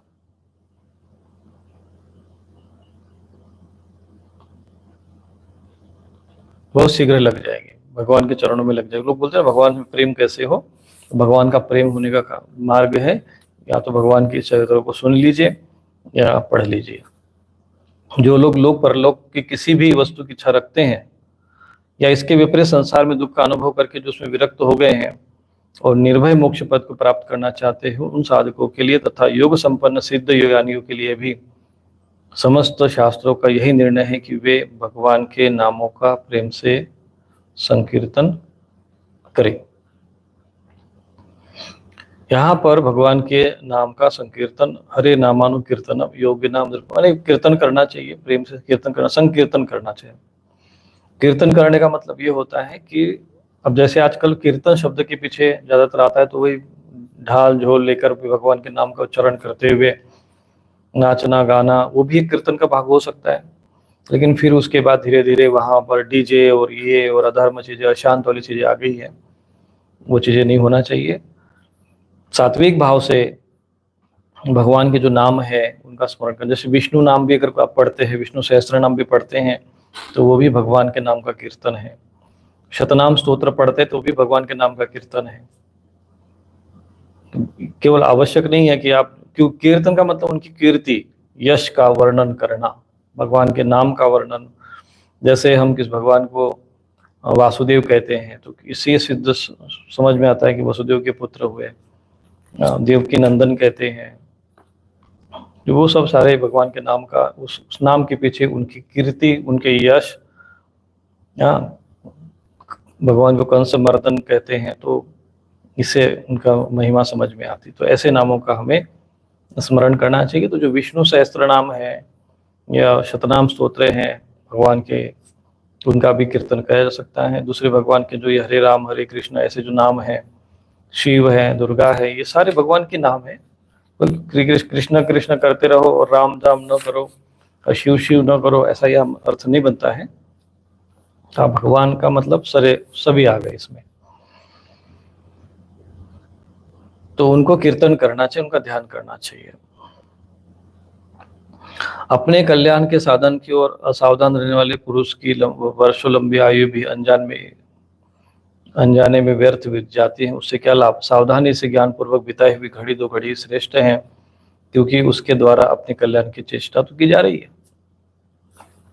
यहाँ पर समझा रहे हैं कि जीवन के प्रति सावधान नहीं रहना। बहुत से लोग जीवन के प्रति, जीवन का मूल्य समझते नहीं है।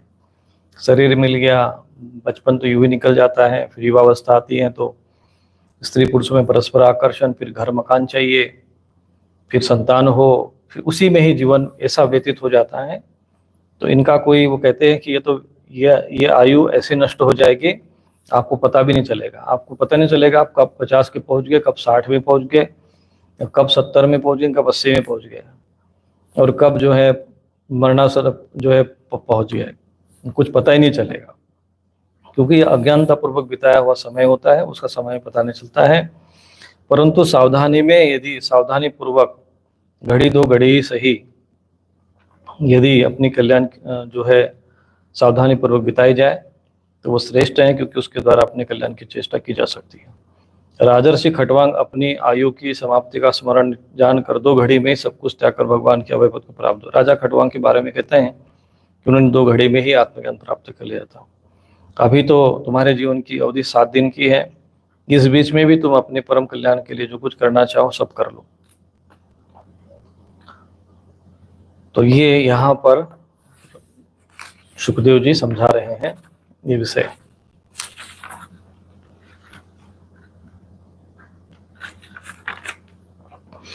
अब यहाँ पहला प्रश्न है कि जो म्रियमाणाम जो है, वो जो मरणासन्न लोग हैं, उनको क्या करना चाहिए, वही वर्णन कर रहे हैं, क्योंकि भाई उसी की चर्चा चल रही है। चूंकि राजा परीक्षित के प्रश्न का पहला उत्तर है राजा परीक्षित की समस्या का समाधान करना, उसको संतुष्ट करना, उसको निर्भय करना, ये प्रथम उद्देश्य था उनका। उन्होंने कहा कि अंतकाले तो पुरुषे आगतो गत साध्वसः, मृत्यु का समय यदि किसी का आता भी है तो उसको घबराना नहीं चाहिए, क्योंकि शरीर छूट नहीं है। तो शरीर एक वस्त्र है ऐसा सोचकर आदमी भयभीत नहीं होना चाहिए। उसे चाहिए कि वह वैराग्य के शस्त्र से शरीर और उससे संबंध रखने वाले प्रति सभी ममता को काट डाले। धैर्य के साथ घर से बाहर निकलकर पवित्र तीर्थ के जल में स्नान करे, पवित्र और एकांत स्थान में विधि पूर्वक आसन लगाकर बैठ जाए। तत्पश्चात परम पवित्र ओम प्रणव का मन ही मन जप करे। ये बात भगवद गीता में भी दिया है। ओम इति एक अक्षरम ब्रह्म व्याहरण मा मनुस्मरम यह प्रयाति तजम देहम सब यह सयाति मद्भावगता, सब मुझको ही प्राप्त होता है। तो ओम का जो स्मरण करते हुए शरीर छोड़ता है, ये तो ज्ञानियों के लिए। अगर जिसको अपना धर्म में जीवन जिएगा, अंतकाल का समय आएगा ऐसा किसी को लगता है तो डरने की आवश्यकता नहीं है, ज़्यादा किसी के चक्कर में पड़ना नहीं चाहिए। लेकिन लोग क्या होता है, ज़्यादातर अंतिम समय आता है तो कि भाई हमारा ध्यान रख, उसमें घर का ध्यान रखना, बच्चों का ध्यान रखना, गाय भैंस का ध्यान रखना, और भैंस का चिंतन करते कर जीवन भर भैंस के चक्कर में लगे रहे, भैंस को खिलाया पिलाया, अंत में भी भैंस को दिखना। भाई कई लोग ऐसे हुए 2-4 घटना हमारे क्षेत्र में कि सबका ध्यान रखना लेकिन भैंस को जरूर खिलाना, क्योंकि बड़ी कठिनाई से मैंने पाला है, ऐसा बोलते बोलते उनका शरीर छूट गया भैंस का चिंतन करते करते। तो अंतकाल में क्या करना चाहिए कि ये सब चीजों से जब ऐसा लगे शरीर अब छूटने वाला है, इसीलिए संन्यास का विधान बनाया गया है। लेकिन लोग जो है देह में और गेह में, देह माने शरीर और गेह माने ये संसार, मकान बना लेते, घर बना लेते, उसी में आसक्त हो जाते हैं, सोचते कि यही मेरा घर है, और उसके प्रति इतने आसक्त हो जाते कि मरने के बाद भी फिर वो शरीर नहीं छूटता है। ये तो शरीर छूट गया, स्थूल शरीर, परंतु आसक्ति के कारण फिर एक नया शरीर धारण करते हैं, उसको प्रेत शरीर कहते हैं। इसी शरीर की एक प्रकार की छाया होती है, उसी को प्रेत शरीर कहते हैं। उसी शरीर के समान दिखता है लेकिन वो स्थूल शरीर नहीं होता, और फिर उसी घर में बैठ जाते हैं। और उनको फिर लगता नहीं कि मर गए हैं, क्योंकि वो तो जीवित है ही है। बस उनको ये लगता है कि अभी ये मुझे सुन नहीं पा रहे, हम उनको, बस इतना उनको लगता है, तो उसी में फंसे रह जाते हैं। फिर यही प्रेत जो है आपके, जिसको पूर्वज है, जिसको आप पितर तो कहते हो लेकिन वो पितर है नहीं, ये सब प्रेतियों में बैठकर जो बैठे हुए हैं, और फिर वो मरने के बाद भी आपकी प्रतीक्षा करते रहते कि ये भी मर के जो है हमारे साथ आ जाए, और आपके जीवन को नरक में बना देते हैं।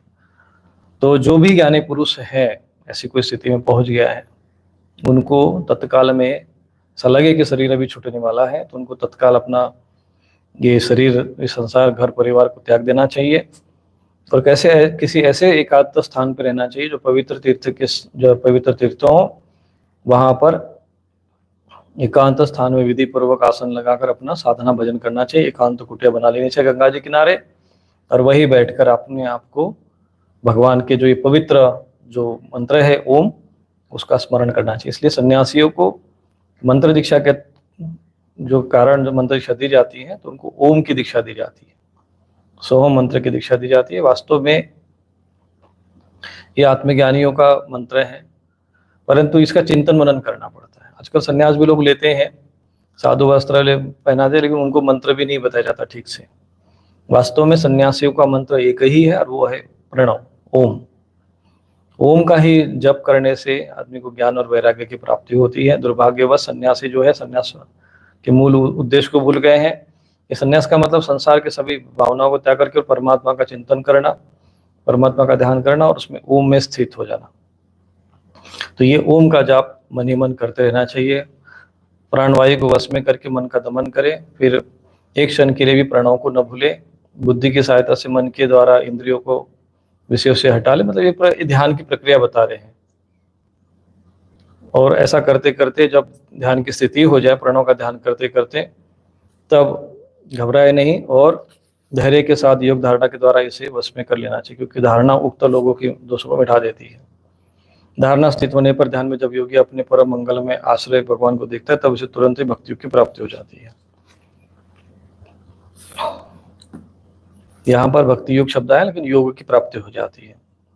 यस्याम संधार्यमाणायान योगिनो भक्ति लक्षण आशु संबद्ध योगम आश्रयम भद्रमीक्षत। इस तरह से वो परीक्षित ने पूछा, भगवान धारणा किस साधन से, किस वस्तु में, किस प्रकार से की जाए, उसका स्वरूप क्या माना जाए, सो शीघ्र मनुष्य के मन का मैल मिटा दे। सुखदेव जी ने फिर उसका उत्तर दिया हुआ है। इस पर भी चर्चा करेंगे, क्योंकि ये विषय ऐसे हैं जो आपको यदि समझ में आ गए, तो जो ऐसे व्यक्ति रहते हैं जिनको अंतिम स्थिति में जो जाते हैं, या जैसे जब कभी भी किसी का शरीर छूटना हो, तो कम से कम वो दुर्गति को प्राप्त न हो जाए। आज जो लोग मर रहे, उनके दाह संस्कार ठीक से नहीं हो रहे, विधि विधान के साथ नहीं हो रहे, सब मरने के बाद घर परिवार में ऐसे आ सकते हैं कि जब जानते कि जब शरीर छूटना है तो फिर पकड़ के क्यों रखना। ये तो ऐसे ही है कि जैसे कोई वो एक कहते हुए मदारी होता है जो बंदरों को पकड़ता है, तो उसके लिए क्या करता है, सुराही जैसे मटके में काजू किशमिश बादाम डाल के वो किसी जमीन में गाड़ देता है। फिर वहां जहाँ बंदर रहते हैं वहां पे उसको गाड़ देता है। बंदर आते हैं, बड़ी कठिनाई के साथ उसमें हाथ अंदर डालते हैं और वो काजू किशमिश बादाम में मुट्ठी में पकड़ लेते हैं। और फिर जब वो हाथ खींचना शुरू करते हैं, तो मुट्ठी बांधने के कारण वो हाथ बाहर निकलता नहीं है, तो उसको लगता है कि अंदर से किसी ने हमको पकड़ लिया है। तो वही है, संसार की भी ये आसक्ति रहती है। फिर वो मदारी आता है और पहले तो उसके गले में वो उसमें साखल या रस्सी बांध देता है, और उसके बाद उसके हाथ पर एक डंडा मारता है।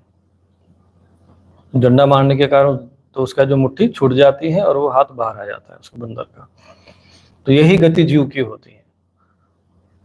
तो जब ज्ञान पूर्वक यदि हम लोग इस संसार का त्याग करेंगे तो ठीक है, नहीं तो फिर यमराज आएंगे, गले में फांस डालेंगे और साथ में डंडा लेकर, वो 5 दंड लेकर घूमते रहते हैं, 5 और दंड, और फिर वही डंडा लगाते हैं और फिर प्राण अपने अलग हो जाते शरीर से। तो ऐसी स्थिति न आए, उसके पहले ही ज्ञानी पुरुष को परम तत्व परमात्मा का चिंतन करने के लिए अंतिम समय में ओम की सहायता से अपने मन को भगवान में स्थिर करने का प्रयत्न करना चाहिए, अभ्यास करना चाहिए। अब सामान्य व्यक्ति किस साधन से, किस वस्तु में किस प्रकार की धारणा करे, तो सुखदेव जी ने कहा कि आसन, श्वास और आसक्ति और विजय प्राप्त करके फिर बुद्धि के द्वारा मन के भगवान के स्थूल रूप में लगाना चाहिए। वह कार्य रूप संपूर्ण विश्व जो कुछ कभी था, है या होगा, सबका सब जिसमें दिख पड़ता है, वही भगवान का स्थूल और विराट शरीर है। अब विराट पुरुष का यहाँ पे वर्णन किया इन्होंने। उस विराट पुरुष का स्मरण करना चाहिए जो कि भगवान के स्थूल और सूक्ष्म रूपों की धारणा, क्रम मुक्ति और सद्य मुक्ति का इसमें वर्णन है। इसको मैं आप लोगों को संक्षिप्त में समझाता हूँ।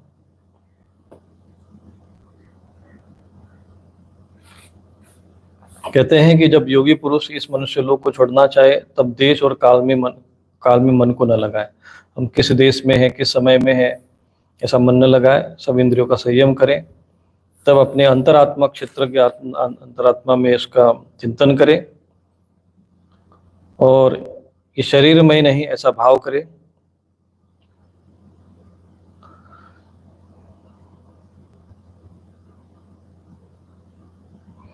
योगी लोग यह नहीं मतलब नीति नीति जो कहते हैं, इस प्रकार परमात्मा से भिन्न पदार्थों का त्याग करना चाहते हैं। शरीर तथा उसके संबंधी पदार्थों में आत्मबुद्धि का त्याग करके हृदय के द्वारा पद पद पर भगवान के जिस परम पूज्य स्वरूप का आलिंगन करते हुए अनन्य प्रेम से परिपूर्ण रहते हैं, वही भगवान विष्णु का परम पद है। इस विषय में समस्त शास्त्रों की सम्मति है। अब भगवान विष्णु का परम पद कहाँ है? तो कहते हैं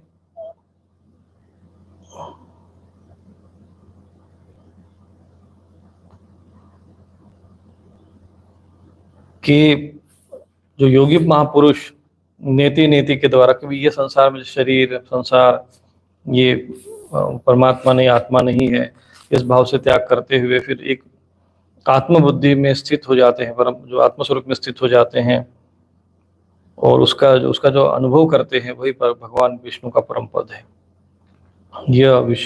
इस विषय में समस्त शास्त्रों की सम्मति है। इस विषय में समस्त शास्त्र एक जैसे ही वर्णन करते, इसमें कोई भेद नहीं है। ज्ञान दृष्टि के बल से जिसके चित्त की वासना नष्ट हो गई, उस ब्रह्मचारी को इस प्रकार अपने शरीर का त्याग करना चाहिए। ये तो हो गया ज्ञान मार्ग से। यहाँ पर 3 प्रकार से मुख्य रूप से बताएं कि ज्ञान मार्ग से अपने शरीर को किस प्रकार से छोड़ा जाए, ये सन्यासियों के लिए मार्ग बताया।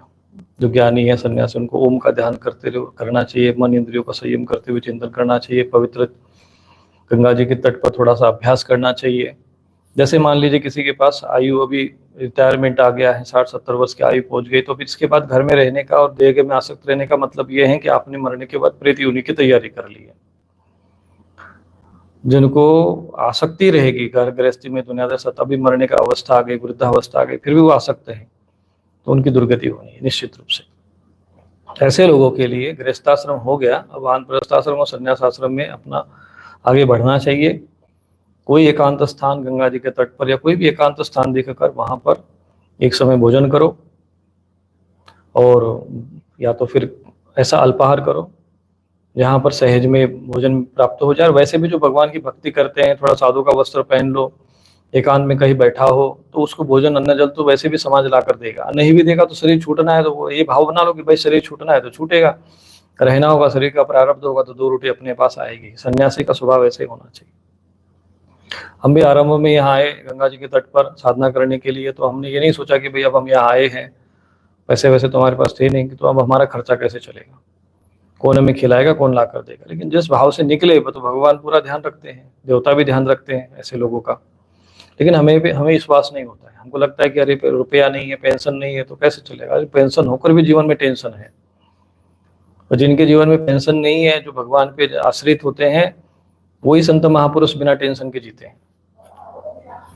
तो सहज में ऐसे लोगों को वहां पर रहना चाहिए जहाँ ये साधना करते हैं।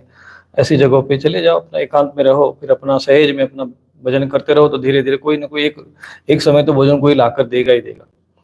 भगवान का भक्त आज तक कभी भूखा मरा नहीं है, और जिसने भगवान की भक्ति नहीं की, जो संसारिकता में जो लोग लगा रहा, वो कभी जीवन में सुखी जीवन जिया नहीं।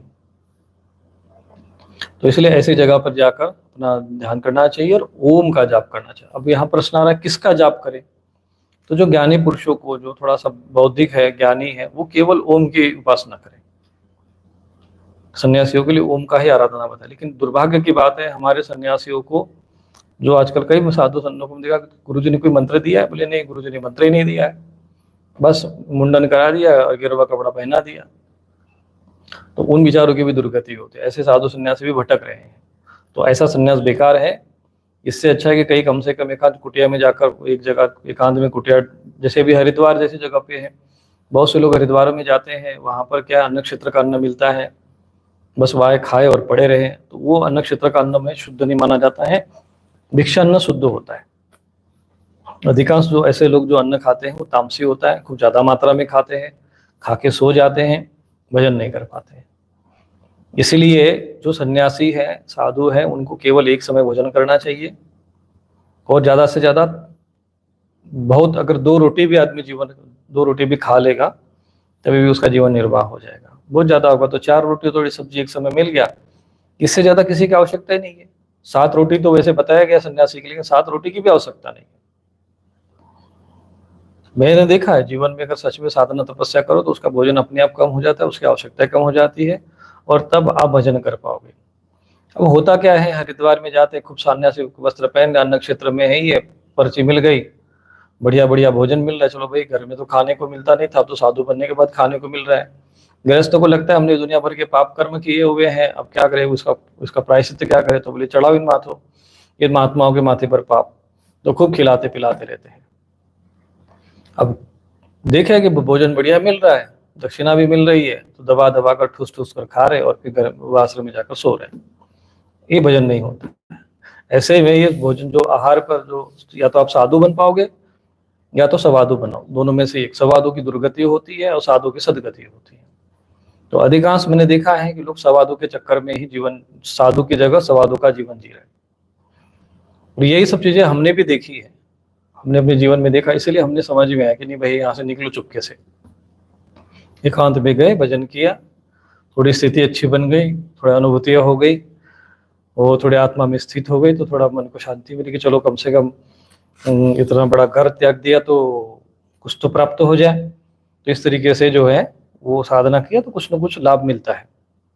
तो यहाँ पर सुखदेव जी महाराज प्रथम ज्ञान योग मार्ग से कैसे अपने शरीर को छोड़ना चाहिए वो बता रहे हैं। अब दूसरी बात उन्होंने बताया योग मार्ग से। तो योग मार्ग से पहले कहा कि ज्ञान दृष्टि के बल से जिनकी चित्त की वासना नष्ट हो गई, उस ब्रह्मनिष्ठ योगी को इस प्रकार शरीर का त्याग करना चाहिए। ज्ञान दृष्टि से, ज्ञान योग मार्ग से जिनकी निष्ठा हो गई है, उनको ऐसे शरीर छोड़ना चाहिए। अब योग मार्ग से कैसे शरीर छोड़ना चाहिए वो आगे वर्णन करते हैं। तो जितने भी सन्यासी है, साधु है, साधु का जीवन जीना चाहते, सन्यासी का जीवन जीना चाहते, तो लोग ज्यादातर आश्रम खोजते हैं, कोई मठ खोजते हैं, क्योंकि उनको सुरक्षा चाहिए। भोजन कहाँ मिलेगा, क्या खाएंगे, तो ये भाव सोचना ही नहीं चाहिए। जब आदमी साधु बन गया, सन्यासी बन गया, ये सब चीजें छोड़ना चाहिए। और आज भी मैं बता रहा हूँ, तो उस समय बहुत कम हमारी आयु थी, 16-17 वर्ष की आयु थी, तब हम इस तरह से जीवन माना कि हमारा कोई उद्देश्य सन्यासी बनना नहीं था, लोगों साधु बना। बस ये है कि परम तत्वों को अनुभव करना, जानना है। क्योंकि ये जब हमने भागवत महापुराण को पढ़ा, ये ज्ञान प्राप्त हुआ, तब हमें समझ में आया कि जब अपने को ही नहीं जानते हैं तो संसार को जान के फायदा क्या। एक दिन शरीर छूटेगा, हाथ में कुछ आएगा नहीं, तो पहले जो महत्वपूर्ण है उसको जान लो, उसके बाद दुनियादारी तो फिर ये चलती रहेगी। ये तो है ही है, ये कहाँ जाने वाली है। लेकिन जो सबका आधार है, जो सबका सार है, जिससे सब कुछ है, उसी का पता नहीं है, तो फिर जीवन किसके लिए है। नौकरी वगैरह तो लगी रहेगी, तो कम से कम 5-6 महीना, साल भर जो है थोड़ा इसमें करके देखते हैं, ये सोचकर हम घर से निकले। लेकिन फिर जब निकले तो फिर कुछ मिल गया, तो फिर अब इसी में रहेगा फिर। तो ऐसा जीवन कल्याणकारी होता है। आज हमें संसार की सारी चीजें प्राप्त हो गई, ज्ञान भी मिल गया, संसारिकता का जो प्रारब्ध वश, क्योंकि शरीर का जो भी चीजें शरीर की आवश्यकता है वो प्रारब्ध के कारण होती है। पहले रचो प्रारब्ध, पीछे दियो शरीर। तुलसी चिंता क्यों करे, प्रेम से भजो रघुवीर। तो वो एक सरल मार्ग होता है। लेकिन क्या है, सन्यास बनना हो, सन्यास लेना हो, तो कोई आश्रम चाहिए। अभी मेरे पास कुछ लोग आते, कहते गुरुजी मैं सन्यास लेना, ठीक है आ जा। अब उनको क्या चाहिए, 2 समय भोजन चाहिए बराबर। एक समय भोजन मिल गया तो उनके पेट में कीड़े जो है उसमें कुलबुलाने लग जाते हैं, वो तुरंत 2-3 दिन में यहाँ से भाग जाते हैं। तो वो तपस्या का भाव नहीं है, साधना का भाव नहीं है। साधना का भाव होगा तो सहन करेगा। एक दिन एक समय का आहार भोजन करके, जो भी साधना तपस्या करने वाले व्यक्ति को एक समय भोजन मिल जाए, तो उसका शरीर, मन, बुद्धि, चित्त जो है बिल्कुल निर्मल रहता है। उसके शरीर में किसी प्रकार की कमजोरी नहीं आएगी तपस्या करने वालों को। जैसे अभी दुर्गा नवरात्रि में आप लोग एक समय भोजन कर लो और दुर्गा सप्तशती का पाठ करो, देखो कितनी ऊर्जा आती है, बल्कि वो भोजन ज्यादा लगता है। तो कम से कम भोजन ग्रहण करना चाहिए, और ये अन्न क्षेत्रों का अन्न नहीं खाना चाहिए। जो ये आश्रमों में फ्री में जैसे अन्न क्षेत्र लगाया, चलो आओ भैया लाइन लगाओ, तो वो भी वो भिखारी का जीवन हो जाता है। भिक्षुक और भिखारी ये दो शब्द अलग है। भिक्षुक कहते हैं जो ज्ञान मार्ग से भिक्षा ग्रहण करता है शरीर निर्वहन के लिए। तो कहीं पर भी चले जाओ, कहीं भी एकांत में बैठ जाओ गंगा जी के किनारे। आज भी गाँव में गंगा जी का तट है, गंगा जी के तट पे किसी भी गाँव के किनारे आप बैठ जाओ किसी भी स्थान पे एकांत में, और चुपचाप अपना माला लेकर अपना भजन करने लग जाओ, तो गाँव वाले अपने आप आकर कुटिया भी बना देंगे और आपको खाने के लिए 2 टाइम का भोजन भी, एक टाइम का दो टाइम बोल दोगे तो 2 टाइम भी भोजन भेज देंगे और पैर भी दबाना शुरू कर देंगे। तो ये सब चीजें नहीं होना चाहिए कि चलो आओ मेरे को सेवा करे, सब चीजें लोगों की सेवा लेना नहीं चाहिए। उतना ही लेना चाहिए जितने की शरीर की आवश्यकता हो जाए, अन्न मिल जाए बहुत हो गया। बाकी दुनियादारी वालों से किसी से मतलब नहीं होना चाहिए। तो हम भी हमारा जीवन भी ऐसे ही रहा, इसलिए लोग जो है हमको यहाँ पर सब लोग कहते थे कि पता नहीं स्वामी रूपेश्वर क्या जानता है, कुछ पता ही नहीं है, इधर किसी से मिलता नहीं। भाई हम तुम्हारे इसी के चक्कर में थोड़ी आए थे कि आप बैठ के तुम्हारे साथ वही चक्करलसबाजी करते रहे। तो हमने अपना तो काम ठीक ठाक कर दिया। तो वही आज हम आपको अपना अनुभव बता रहे हैं कि जो सन्यासियों के जीवन भी देख रहे हैं। यहाँ पे जैसे केदारनाथ जाओ, बद्रीनाथ जाओ, तो वो पहले देखते मठ कहाँ है, आश्रम कहाँ है, रहने की खाने की सारी सुविधा मिले। क्या हो सकता है एक कहीं पर भी अपने शरीर को स्वस्थ टिकाने के लिए जहां पर भी कहीं पर भी कुछ मिल जाए बस हो गया। सुविधाओं में नहीं रहना चाहिए और अन्न क्षेत्र का अन्न नहीं खाना चाहिए। और अन्न क्षेत्र का अगर अन्न खाना भी पड़े, ऐसी परिस्थिति बने, तो 2 रोटी से ज्यादा आपको वहां से ग्रहण नहीं करना चाहिए। अगर आप तीसरी रोटी खाते हैं तो आप तमस में जाओगे और फिर आप साधन कभी नहीं कर पाओगे। लेकिन महाराज इस 2 रोटी से क्या होगा? 2 रोटी से इतना कुछ हो जाएगा कि आपको आने वाले समय में 2 रोटी की भी आवश्यकता नहीं पड़ेगी, वो 1 रोटी में आ जाओगे। फिर यही तपस्या है। तो 2 रोटी से क्या होगा? उससे सब कुछ होगा। इस शरीर के प्रति इतना आसक्ति, इतना मोह रखना है क्यों? जब आप संन्यास ले लिए हो, ईश्वर को प्राप्त करना है, देह से परे जाना है, तो फिर आप शरीर के प्रति, चलो कल की जगह आज ही नष्ट हो जाए, क्या समस्या होगा? शरीर तो नष्ट होना ही है, तो कल नष्ट होगा उसकी जगह आज नष्ट हो जाए। तो ऐसा जो भाव रखकर जो साधु जीवन जीते हैं, सन्यासी जीवन जीते हैं, वो परम तत्व को प्राप्त होते हैं। जिनको फिर साधु सन्यासी बनने के बाद भी शरीर की बहुत चिंता रहती है कि भाई शरीर हमारा बराबर बलिष्ठ रहना चाहिए, मजबूत रहना चाहिए, खाएंगे नहीं पिएंगे तो कैसे चलेगा, तो बड़ा कमजोर हो जाएगा।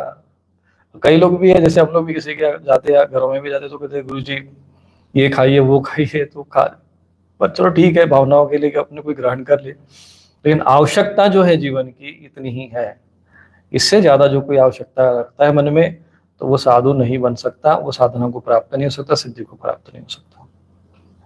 तो हमने 3 साल लगभग केवल ओम, हमने भी वैसे ही किया था। जब हमने भागवत में पढ़ा था, हमने भी 3 साल लगभग ओम का ही जाप किया था। फिर उसके बाद आगे की यात्रा होती गई। फिर जैसे जैसे आगे मार्ग मिलता गया, गुरु का मार्गदर्शन मिलता गया, शास्त्रों का अध्ययन करते गए, उनके द्वारा मंत्र मिला, तो फिर उसी अनुष्ठान में लगे, साधना में लगे, धीरे धीरे जो प्रारब्ध के अनुसार सब होने लगता है। लेकिन असली साधना यही है, असली संन्यास यही है, ये ज्ञान दृष्टि से। इसलिए ब्रह्मज्ञानी जो उसमें संन्यास जब ग्रहण करते तो उसमें 4 ब्रह्म वाक्य होते हैं। अहम ब्रह्मास्मि, प्रज्ञानम ब्रह्म, तत्वमसि, अयम आत्मा च ब्रह्म। ये 4 वेद वाक्य, इनमें से एक वाक्य दिया जाता है, मैं ब्रह्म हूँ, अहम ब्रह्मास्मि, ऐसा समझा जाता है। तो चिंतन करो, शरीर में आत्मा, शरीर हूँ मैं ब्रह्म हूँ, और बस ओम का चिंतन करे। एक समय अपना कहीं से भी मांगने की भी आवश्यकता नहीं पड़ती। मैं बता रहा हूँ ये सारी चीजें योगक्षेम भगवान स्वयं कहते हैं, योगक्षेम वहां में हम। तुम जंगल में चले जाओ, मैं तो ऐसे ऐसे जगह पे रह के देखा, एक बार हमने भी प्रयत्न करके देखा कि चलो भगवान का जो कहा है सत्य होता है कि नहीं होता है। तो हम तो 10 किलोमीटर अंदर जंगल में भी जाके देख लिया हमने। वहां पर भी हम चुपचाप बैठ के रहे, देखे कोई भोजन मिलता है कि 4-4 दिन तक हमें भोजन नहीं, 3-3 दिन तक तो नहीं मिला, लेकिन चौथे दिन लोग अपने आप लेके आ गए। क्यों लेकर आए भाई? तो बोलते कि नहीं गुरु जी पता नहीं अंदर से सपना आया किसी का, कोई देवता या कोई कुछ भी महात्मा दिखाई दिया कि हाँ भाई वहाँ फलानी जगह पे साधु है और वहां तक पहुंचा दो। तो लोग पहुंचा देते हैं, जंगलों में पहुंचा देंगे, जहां आप रहोगे वहां अन्न पहुंचेगा। कोई भी भक्त योगी साधु भूखा नहीं मरता। साधु बनने के बाद भी भोजन की चिंता, शरीर की चिंता ज्यादा जो करते हैं, उससे अच्छा है कि फिर आप गृहस्थी में जाओ और अपना भजन करो। ये सब ज्यादा चिंता नहीं करना चाहिए, लेकिन सन्यासी में ये होता है। तो ऐसे सन्यास जो है बेकार है। ज्यादा चक्कर में पड़ना नहीं चाहिए। 2 रोटी खाओ, जंगल में कहीं पड़े रह जाओ, किसी कोने में भी अपना एक कुटिया डाल लो, वो भी नहीं हो तो कोई दिक्कत नहीं, कहीं ना कोई छाया मिल ही जाएगी। बस उसी के अपना कोई छोटी झोपड़ी बना में बच जाती है कहीं ना कहीं, ऐसी साधना करो। तो ये है ज्ञानियों के लिए, सन्यासियों के लिए। अब योग मार्ग के लिए क्या है कि उन्होंने कहा कि अब पहले एड़ी से अपनी गुदा को दबाकर यानी जो स्थित हो जाए, तब बिना घबराहट के प्राणवायु को छठ चक्र भेदन की रीति से ऊपर ले जाए। ये छठ चक्र भेदन का बात बताया जाए उसमें यहाँ पर अपने पहले एड़ी से अपनी गुदा को दबाकर स्थित हो जाए, तो इसको बोलते सिद्धासन कहते हैं। मैंने सिद्धासन में बैठ जाए और फिर उसके बाद प्राणवायु को छठ चक्र भेदन रीति से ऊपर जाने दे। मनस्वी योगियों को चाहिए कि नाभि चक्र मणिपुर में स्थित वायु हृदय चक्र में, फिर अनाहत में, फिर वहां से विशुद्ध चक्र में, फिर आज्ञा चक्र में, और उसके बाद सहस्त्रार में, इसके बाद ब्रह्मरंध्र का भेदन करके शरीर इंद्र को छोड़ दे। तो ये वो हो गया जो षटकर्म या जो योग अवस्था को प्राप्त होते हैं। यदि योगी की इच्छा हो कि मैं ब्रह्मलोक में जाऊं, 8 सिद्धियां प्राप्त करके आकाशचार्य सिद्धों के साथ विहार करूं, अथवा त्रिगुण में ब्रह्मांड के किसी प्रदेश में विचरण करूं, तो अपने मन के साथ लेकर वो शरीर से निकलना चाहिए। मन और इंद्रियों को साथ में लेकर, है ना, सूक्ष्म शरीर के साथ निकलना चाहिए। योगियों का शरीर वायु की भांति सूक्ष्म होता है। उपासना, तपस्या, योग और योग का सेवन करने वाले योगियों को त्रिलोकी के बाहर भीतर सर्वत्र स्वच्छंद रूप से विचरण करने का अधिकार होता है। केवल कर्मों के द्वारा इस प्रकार बेरोक टोक विचरण करना नहीं हो सकता।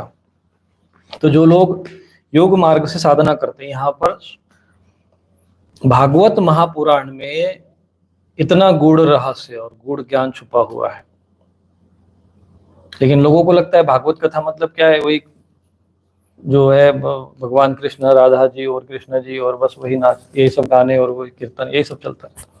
हालांकि गृहस्थ के हिसाब से ठीक है, लेकिन गृहस्थ ही तो संन्यास, वानप्रस्थ आश्रम और संन्यास में जाएगा। संन्यास और ब्रह्मचर्य, गृहस्थ, वानप्रस्थ आश्रम किसके लिए है? गृहस्थ के लिए तो है। तो गृहस्थ आश्रम का व्यक्ति ही तो संन्यास में जाएगा, तो उसके लिए ये ज्ञान होना चाहिए कि मान लो कभी ऐसी कोई परिस्थिति बन गई, वैराग्य हो गया, वृद्धावस्था में सन्यासी बन गए, जैसे वे आजकल बनते हैं। अब पता चला साधु बन तो गए, पता है ही नहीं करना क्या है। और अधिकांश, आपको बता रहा हूँ, हरिद्वार ऋषिकेश में कई, ऐसे नहीं कि सभी लोग ऐसे साधु महात्मा है, कुछ अच्छे ज्ञानी विद्वान भी होते हैं, गुप्त रूप से अपना भजन भी करते रहते हैं, लेकिन अधिकांश 70-80% तो मैं कह सकता हूँ कि उनको पता ही नहीं है कि हमें क्या साधना करना है। बस उनको इतना पता है कि पर्ची मिलती है भंडारे की, और बस वही जाके भंडारा भोजन करना पड़ता है, फिर अपने आश्रम में आकर सो जाओ, जब आरती का टाइम हो, घंटी बज जाए तो वहां पहुंच जाओ। तो ये ऐसा जीवन होता है, तो ऐसा जीवन नहीं जीना चाहिए। तो जिन्होंने कुंडलिनी योग मार्ग से पतंजलि योग सूत्र के माध्यम से साधना की है, तो इन 6 चक्रों को पार करते हुए चले जाओ। और अगर मान लो आपको ऐसा लगे, उस योगी की इच्छा हो कि मैं ब्रह्मलोक में जाऊं, सिद्धों के साथ में आकाशचारी योगी बन के घूमूं, तो योगी लोगों का जो शरीर होता है वो दिव्य शरीर होता है, जो सूक्ष्म, एक तो प्रेत शरीर होता है, जो प्रेतों में चले जाते हैं, निम्नगामी होते हैं। जो योग मार्ग से जाते हैं उनका शरीर बहुत सूक्ष्म होता है, और उपासना, योग, तपस्या और ज्ञान का सेवन करने वाले योगियों को त्रिलोकी के बाहर और भीतर पूरे ब्रह्मांड में कहीं भी सूक्ष्म रूप से घूमने का अधिकार होता है। योगी लोग कहीं भी जा सकते हैं, स्वर्ग में जाए, चाहे ब्रह्मलोक में जाए, चाहे पाताल में घूमे, चाहे मनुष्य लोक में जाए, कहीं पर भी वो त्रिलोकी के बाहर और भीतर कहीं भी भ्रमण कर सकते हैं। तो ऐसे योगी बनो। अब ऐसा योग सिखाने के लिए पतंजलि योग सूत्र में है, वर्णन आया हुआ है।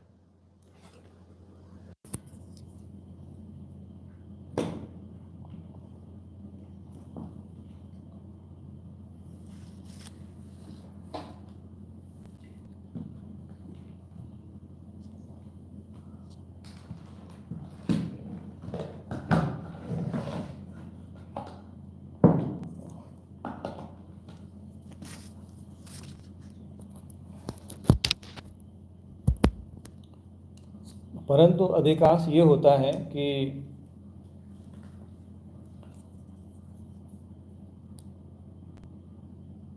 योग का मतलब बस आसन कर लेना या कोई आसन सीख लेने को योग कहते हैं। वास्तव में योग नहीं होता है, ये केवल योग अभ्यास, वो आसन का अभ्यास होता है जो हठ योग के अंतर्गत आता है। पतंजलि योग सूत्र का उससे कोई संबंध नहीं है। और कुछ लोगों ने पतंजलि के नाम पर, भगवान पतंजलि मुनि के नाम पर जो है समाज को इस तरीके से भटका दिया है कि लोगों को वास्तविक योग पता नहीं।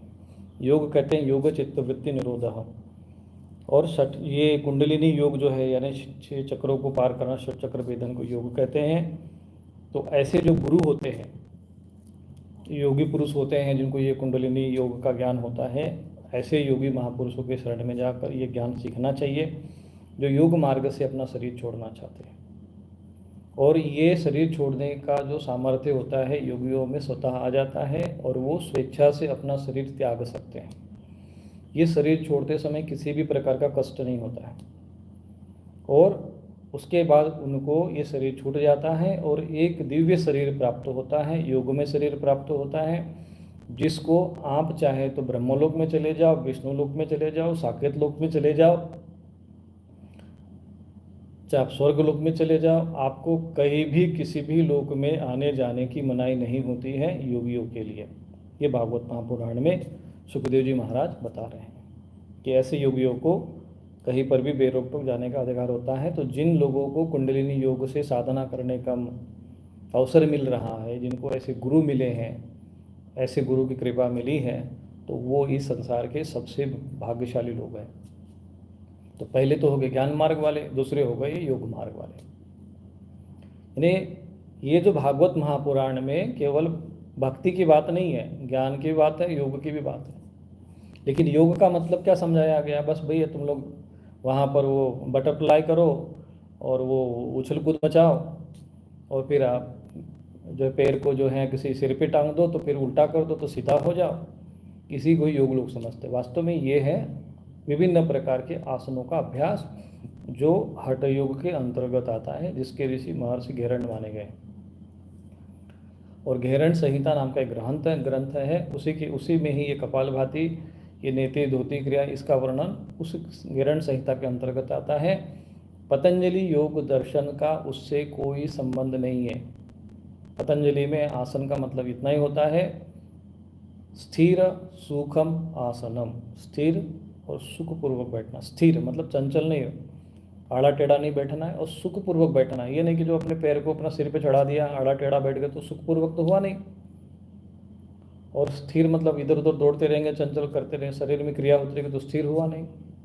तो स्थिर और सुखपूर्वक, इसलिए यहाँ पर कहा गया है एड़ी को गुदा में दबाना पड़ता है। उसमें लिंग और गुदा के बीच की जो जगह होती है, वहाँ पर जो जगह होती है उसको मेढ्रम कहते हैं। उस जगह पे उसको दबा देने से जो प्राणवायु है ऊपर की तरफ चढ़ता है। मैंने सब लोग अभ्यास नहीं करना, बिना गुरु के कभी नहीं करना योग मार्ग का अभ्यास, नहीं तो प्राण ऊपर चढ़ जाएगा।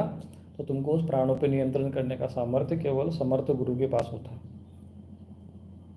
तो उसको सिद्धासन कहते हैं।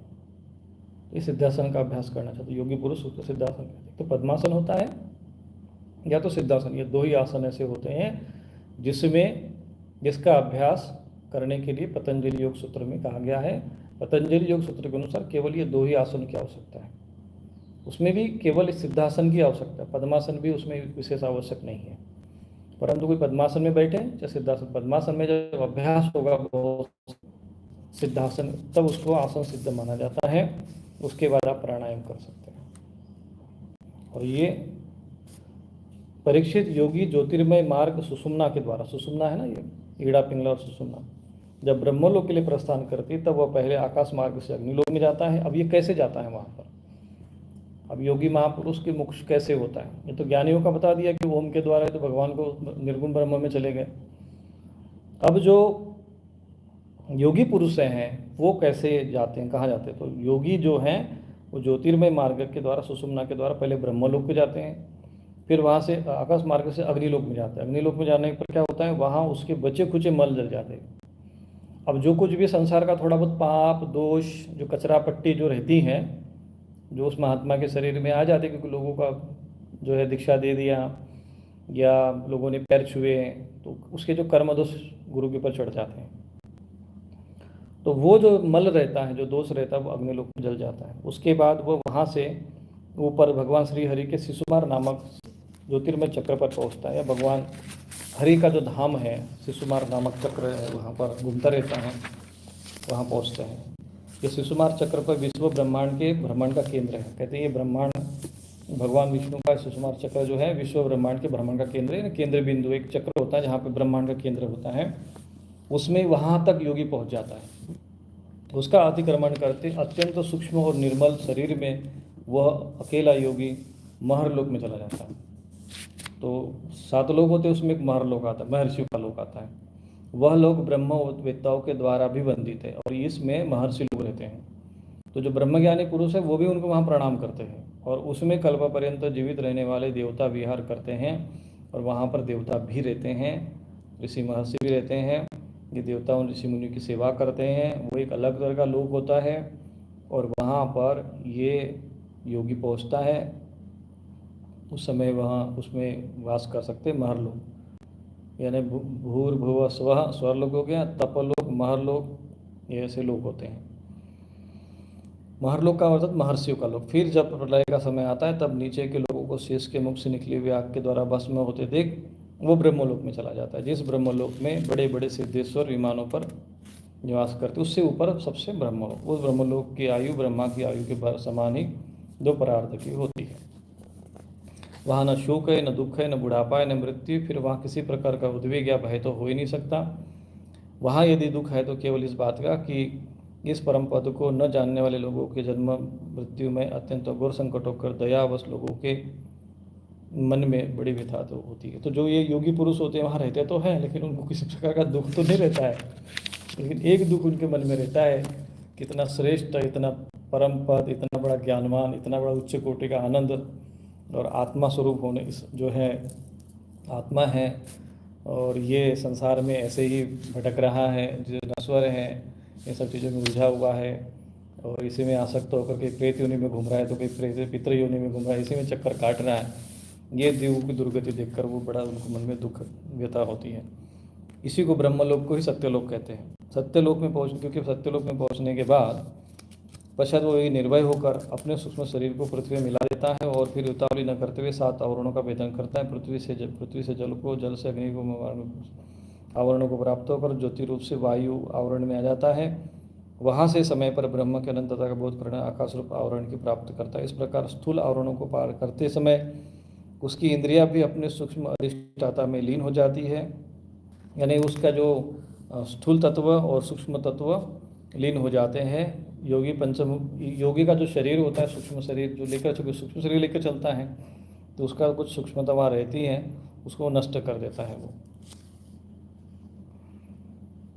परीक्षित, महाप्रलय के समय प्रकृति रूप आवरण का भी लय हो जाने पर वह योगी स्वयं आनंद स्वरूप होकर अपने उस निरावरण रूप से आनंद स्वरूप शांत परमात्मा को प्राप्त हो जाता है, और योगी प्राप्त हो जाता है, जिसे इस भगवानमय गति की प्राप्ति हो जाती है, फिर उसे संसार में आना नहीं पड़ता। तो जो लोग कहते हैं ना यद गतवान अनिवर्तन्ते तद्धाम परम मम, तो ये है, और ये योगियों को प्राप्त होता है। योगियों को तब आपको ऐसे गुरु जब आपको मिलेंगे, जब आप चक्रों का, एक एक चक्रों का भेदन होगा, और ये जो ज्योतिर्मय ये जो मार्ग आपको जब प्राप्त होगा, तब यहाँ पर आप पहुँचोगे, जिसके बाद ही संसार में फिर आना नहीं पड़ता।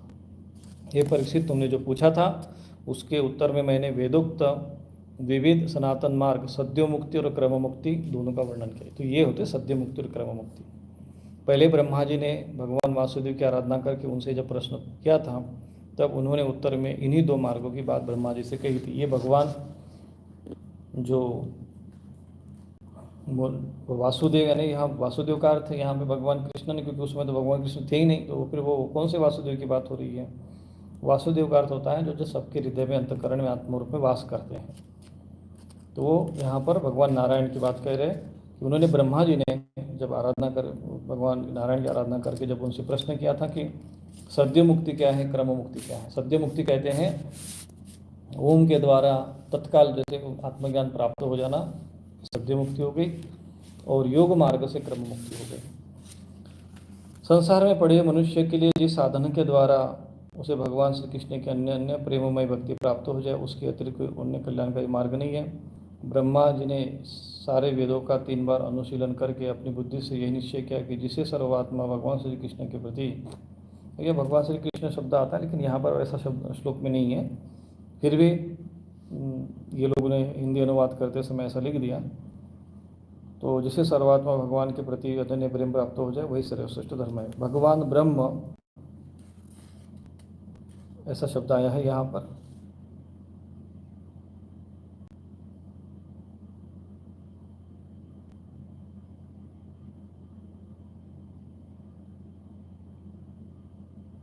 क्योंकि न यतो अन्यः शिवपन्था विशतः संसृताभिः वासुदेव भगवती भक्ति योगी यतो भवेत्।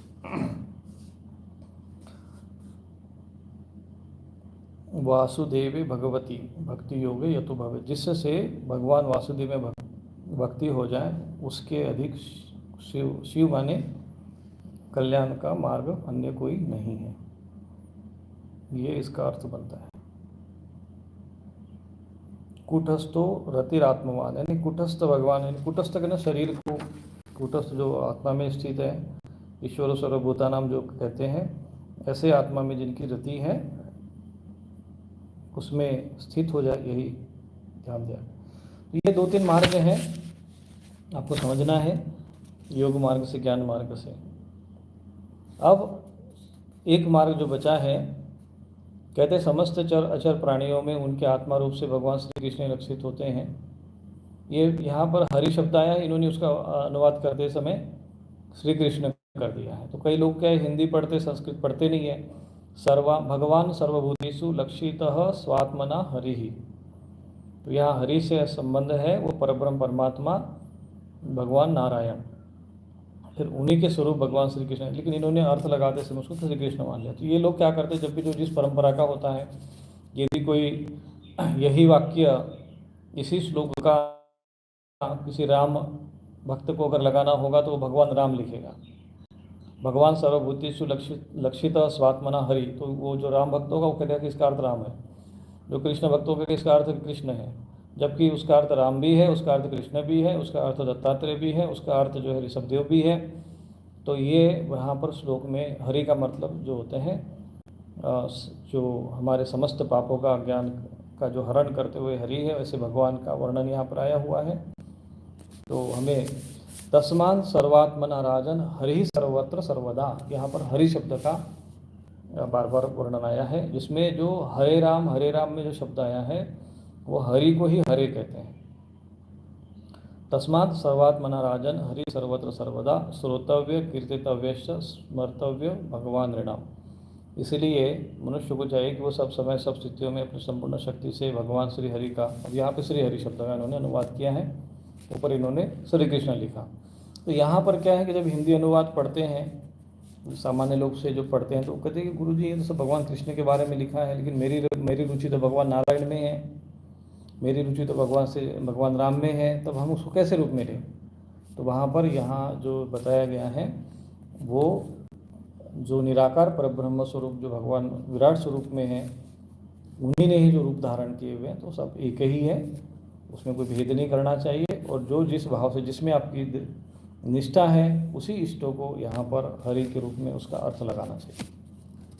हिंदी अनुवाद करने वाला हो सकता है कृष्ण भक्त रहा होगा, तो उसमें श्री कृष्ण हर जगह लिख दिया, जबकि यहाँ पर हरि शब्द आया हुआ है। तस्मात् सर्वात्मना राजन हरि सर्वत्र सर्वदा, ये इसमें यहाँ पर हरि शब्द है, भगवान हरि का कीर्तन श्रवण करना चाहिए।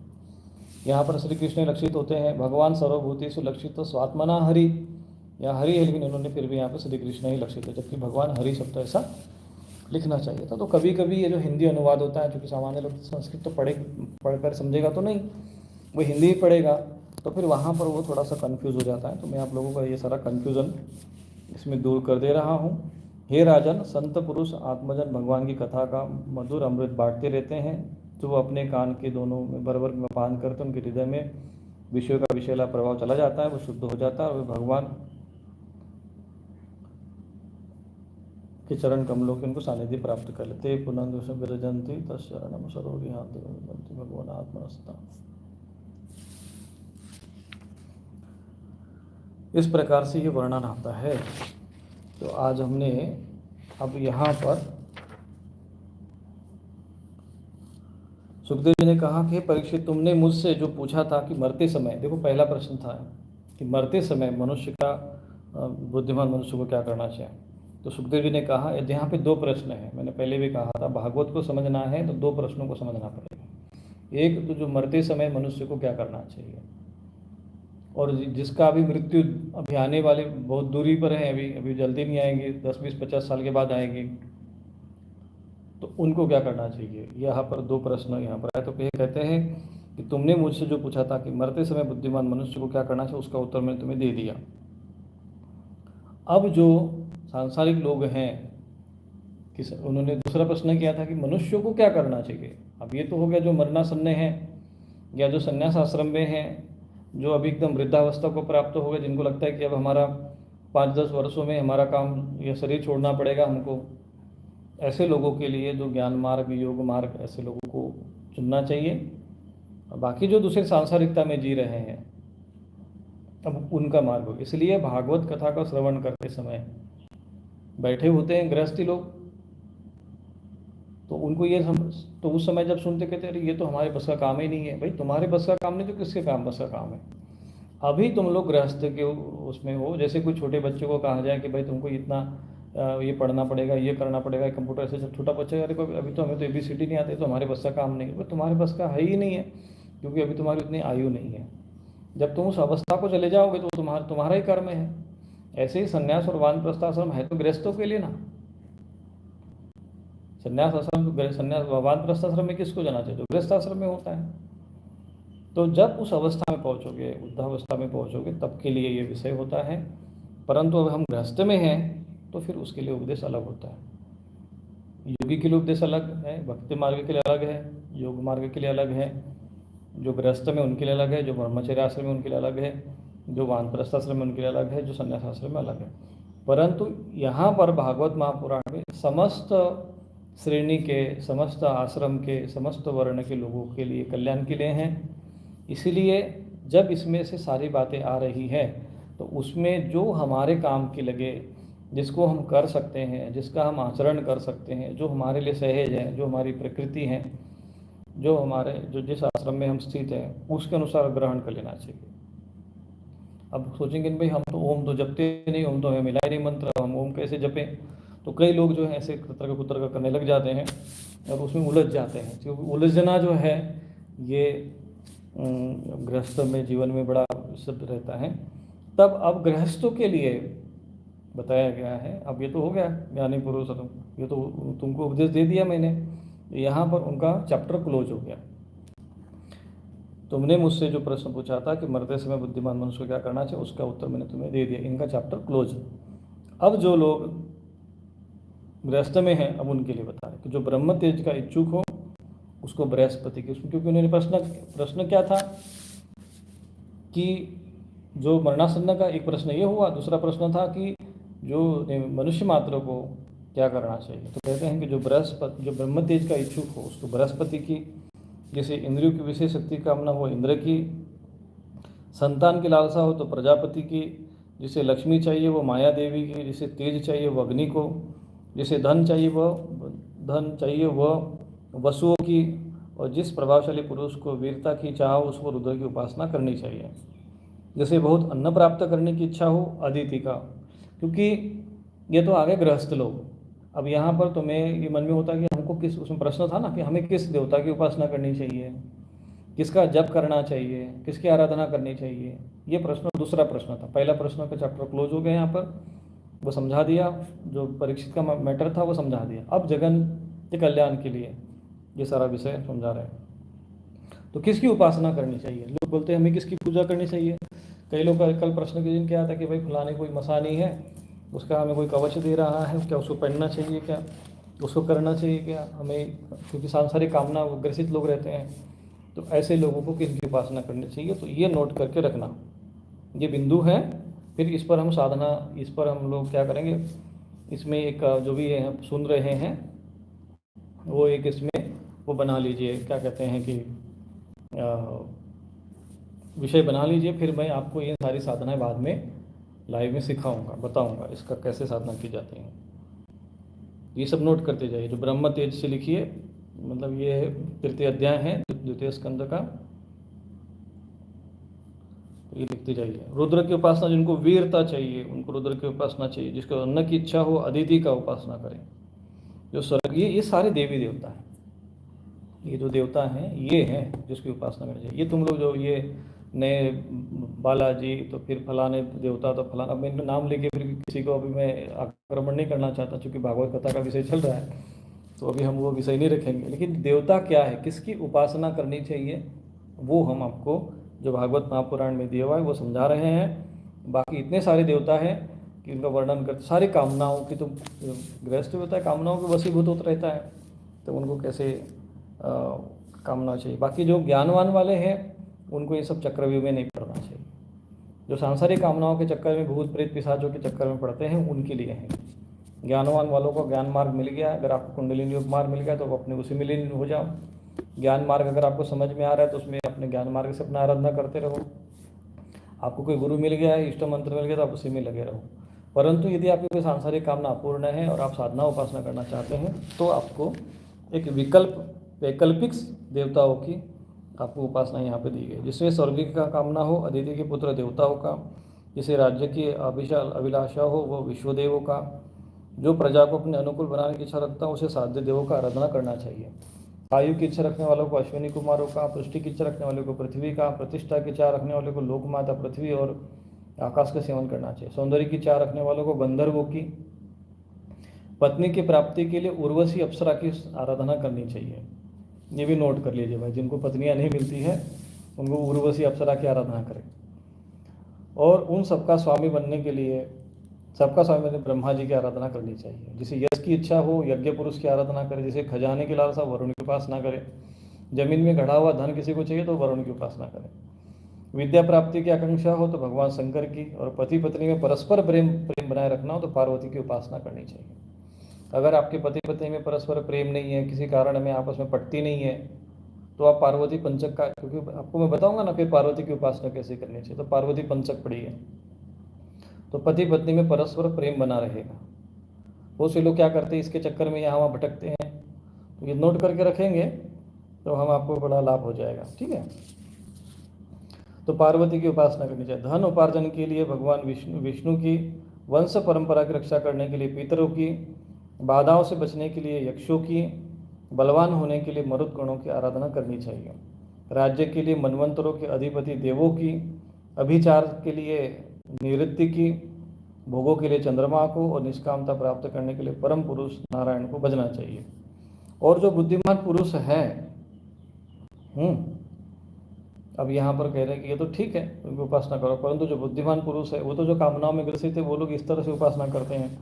अब परंतु जो बुद्धिमान पुरुष है वो क्या करते हैं, वो चाहे निष्काम हो या समस्त कामनाओं का, अकाम सर्व कामो वा मोक्ष कामो उदाहरति, ये 10वां श्लोक है। तीव्रेण भक्ति योगेन यजेत पुरुषम परम, परम पुरुष परमात्मा की आराधना करनी चाहिए। चाहे तुम कामनाओं के वश में हो, चाहे कोई मोक्ष चाहिए तुमको या नहीं चाहिए, तुम चाहे भले निष्काम हो, चाहे तुम सभी कामनाओं की पूर्ति चाहते हो, तो तीव्र भक्ति योग के द्वारा केवल पुरुषोत्तम भगवान की आराधना करनी चाहिए। तीव्रेण भक्ति योगेन यजेत पुरुषम परम, ये 10वां श्लोक नोट करके रखें। अकाम सर्व कामो वा मोक्ष कामो उदाहरदिहि तीव्रेण भक्ति योगेन यजेत पुरुषम परम, ये 3 अध्याय का 10वां श्लोक है, 2 स्कंद में। क्या करना चाहिए, लोग बोलते हैं ना क्या करना चाहिए, किसकी उपासना करनी, बुद्धिमान पुरुषों को क्या करना चाहिए।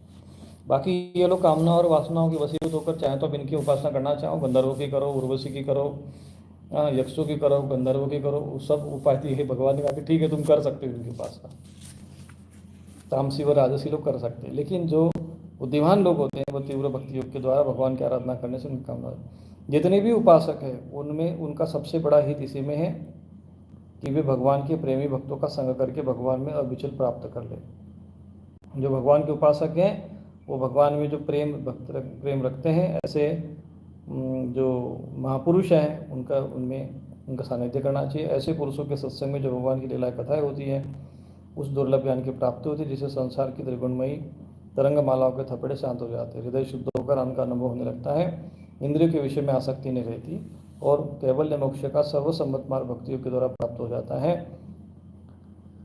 तो शौनक जी ने कहा कि सूत जी राजा परीक्षित ने शुद्धों की बात सुनकर उनसे क्या पूछा, वे तो सर्वज्ञ होने के साथ साथ मधुर वर्णन करने में भी बहुत निपुण थे।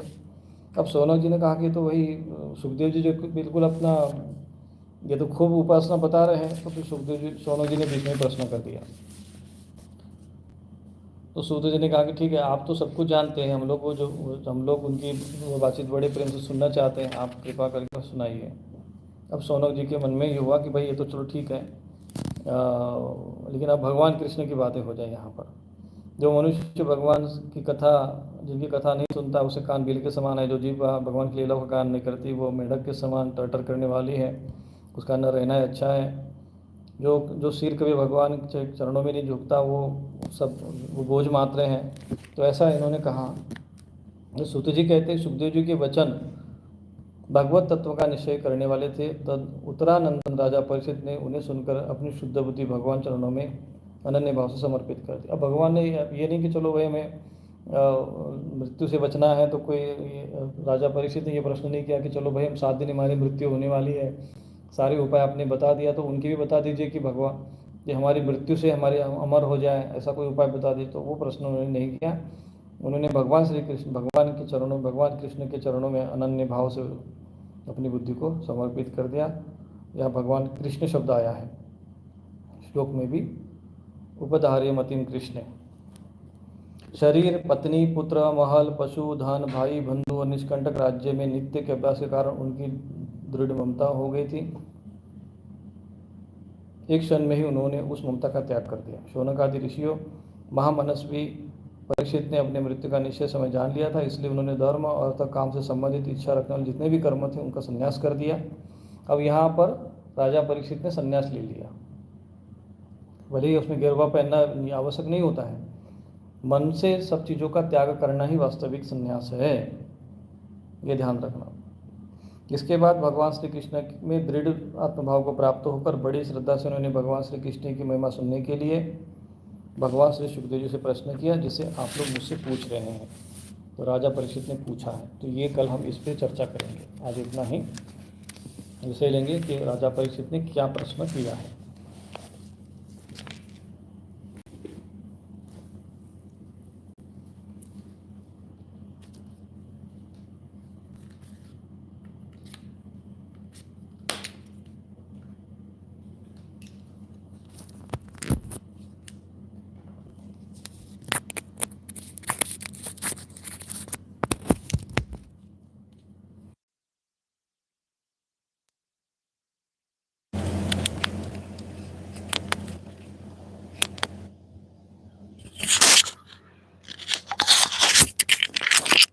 तो ये जो विषय है आप लोगों को हम समझा रहे हैं, ये सारा सहज में सरल जो विषय है आप लोगों तक पहुंचाने का अपने प्रयत्न किया, जो भागवत में है।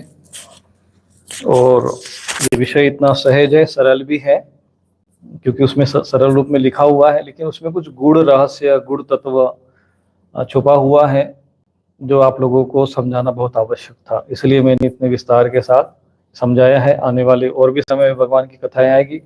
अब थोड़ा सा समय का व्यस्तता, इधर कार्यक्रम बहुत ज़्यादा अधिक मात्रा में हो गए हैं, तो समय आगे पीछे रहेगा। तो जिन लोगों को, जिन श्रद्धालुओं के जवानों को मान लीजिए समय नहीं मिलेगा सुनने का, तो वे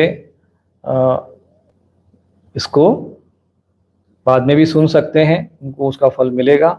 उनके निमित्त हमने जो भी यजमान है उनके निमित्त हमने संकल्प कर दिया है। जो भी इसमें हमें जिन्होंने पंजीकरण किया है कि उनको हम उनके कल्याण के लिए पितरों के निमित्त हम संकल्प किए हुए हैं, तो निश्चित रूप से वो जो भी श्रद्धालु भागवत कथा को श्रवण कर रहे हैं उनके पितरों की सदगति होगी। और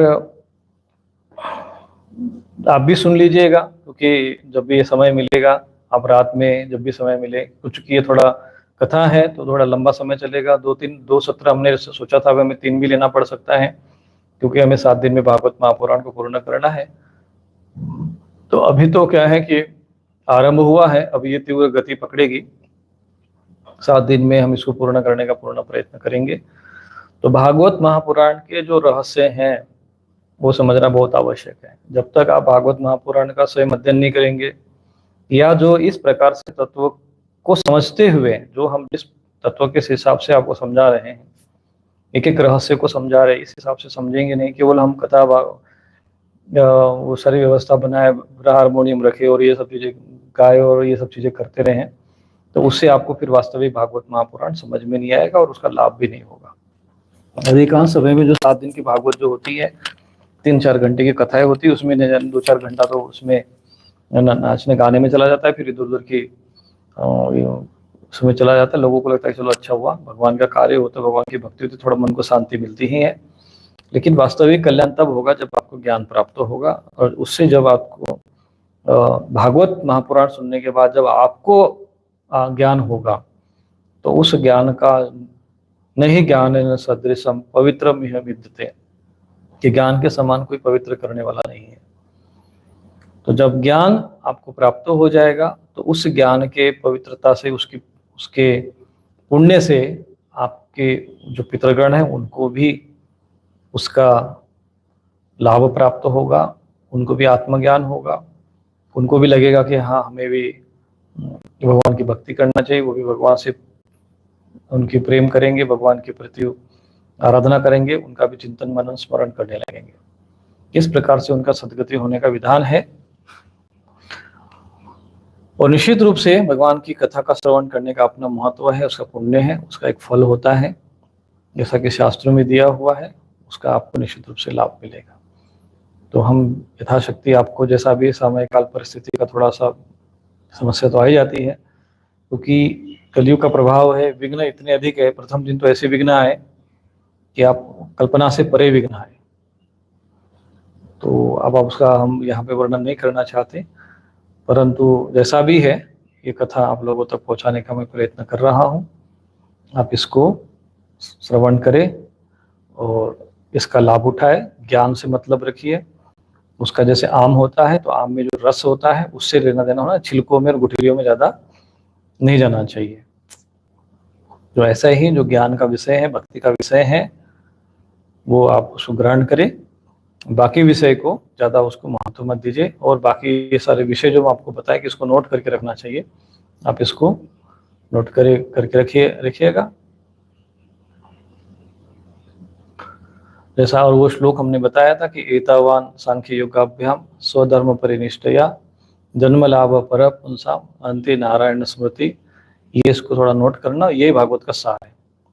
तो हमने विधिवत समझाने का पूर्ण प्रयत्न किया। आगे जैसा भी विषय आता रहेगा भागवत में क्या है वो आप स्वयं ही समझेंगे, और हमें भी हम भी सुनाते हैं तो हमें भी ज्ञान होता है, हमें भी कोई अलग से, हमने इसमें विशेष तो अध्ययन तो किया ही है, तो सुनाते समय अलग भाव प्रकट होते हैं, अलग कृपा होती है, अलग भाव बनते हैं। तो वो चीज़ें आप लोगों तक, ये सब चीज़ें रहस्य सुनने को समझने को मिलेगा। तो आज इतना ही, तब तक के लिए नारायण नारायण।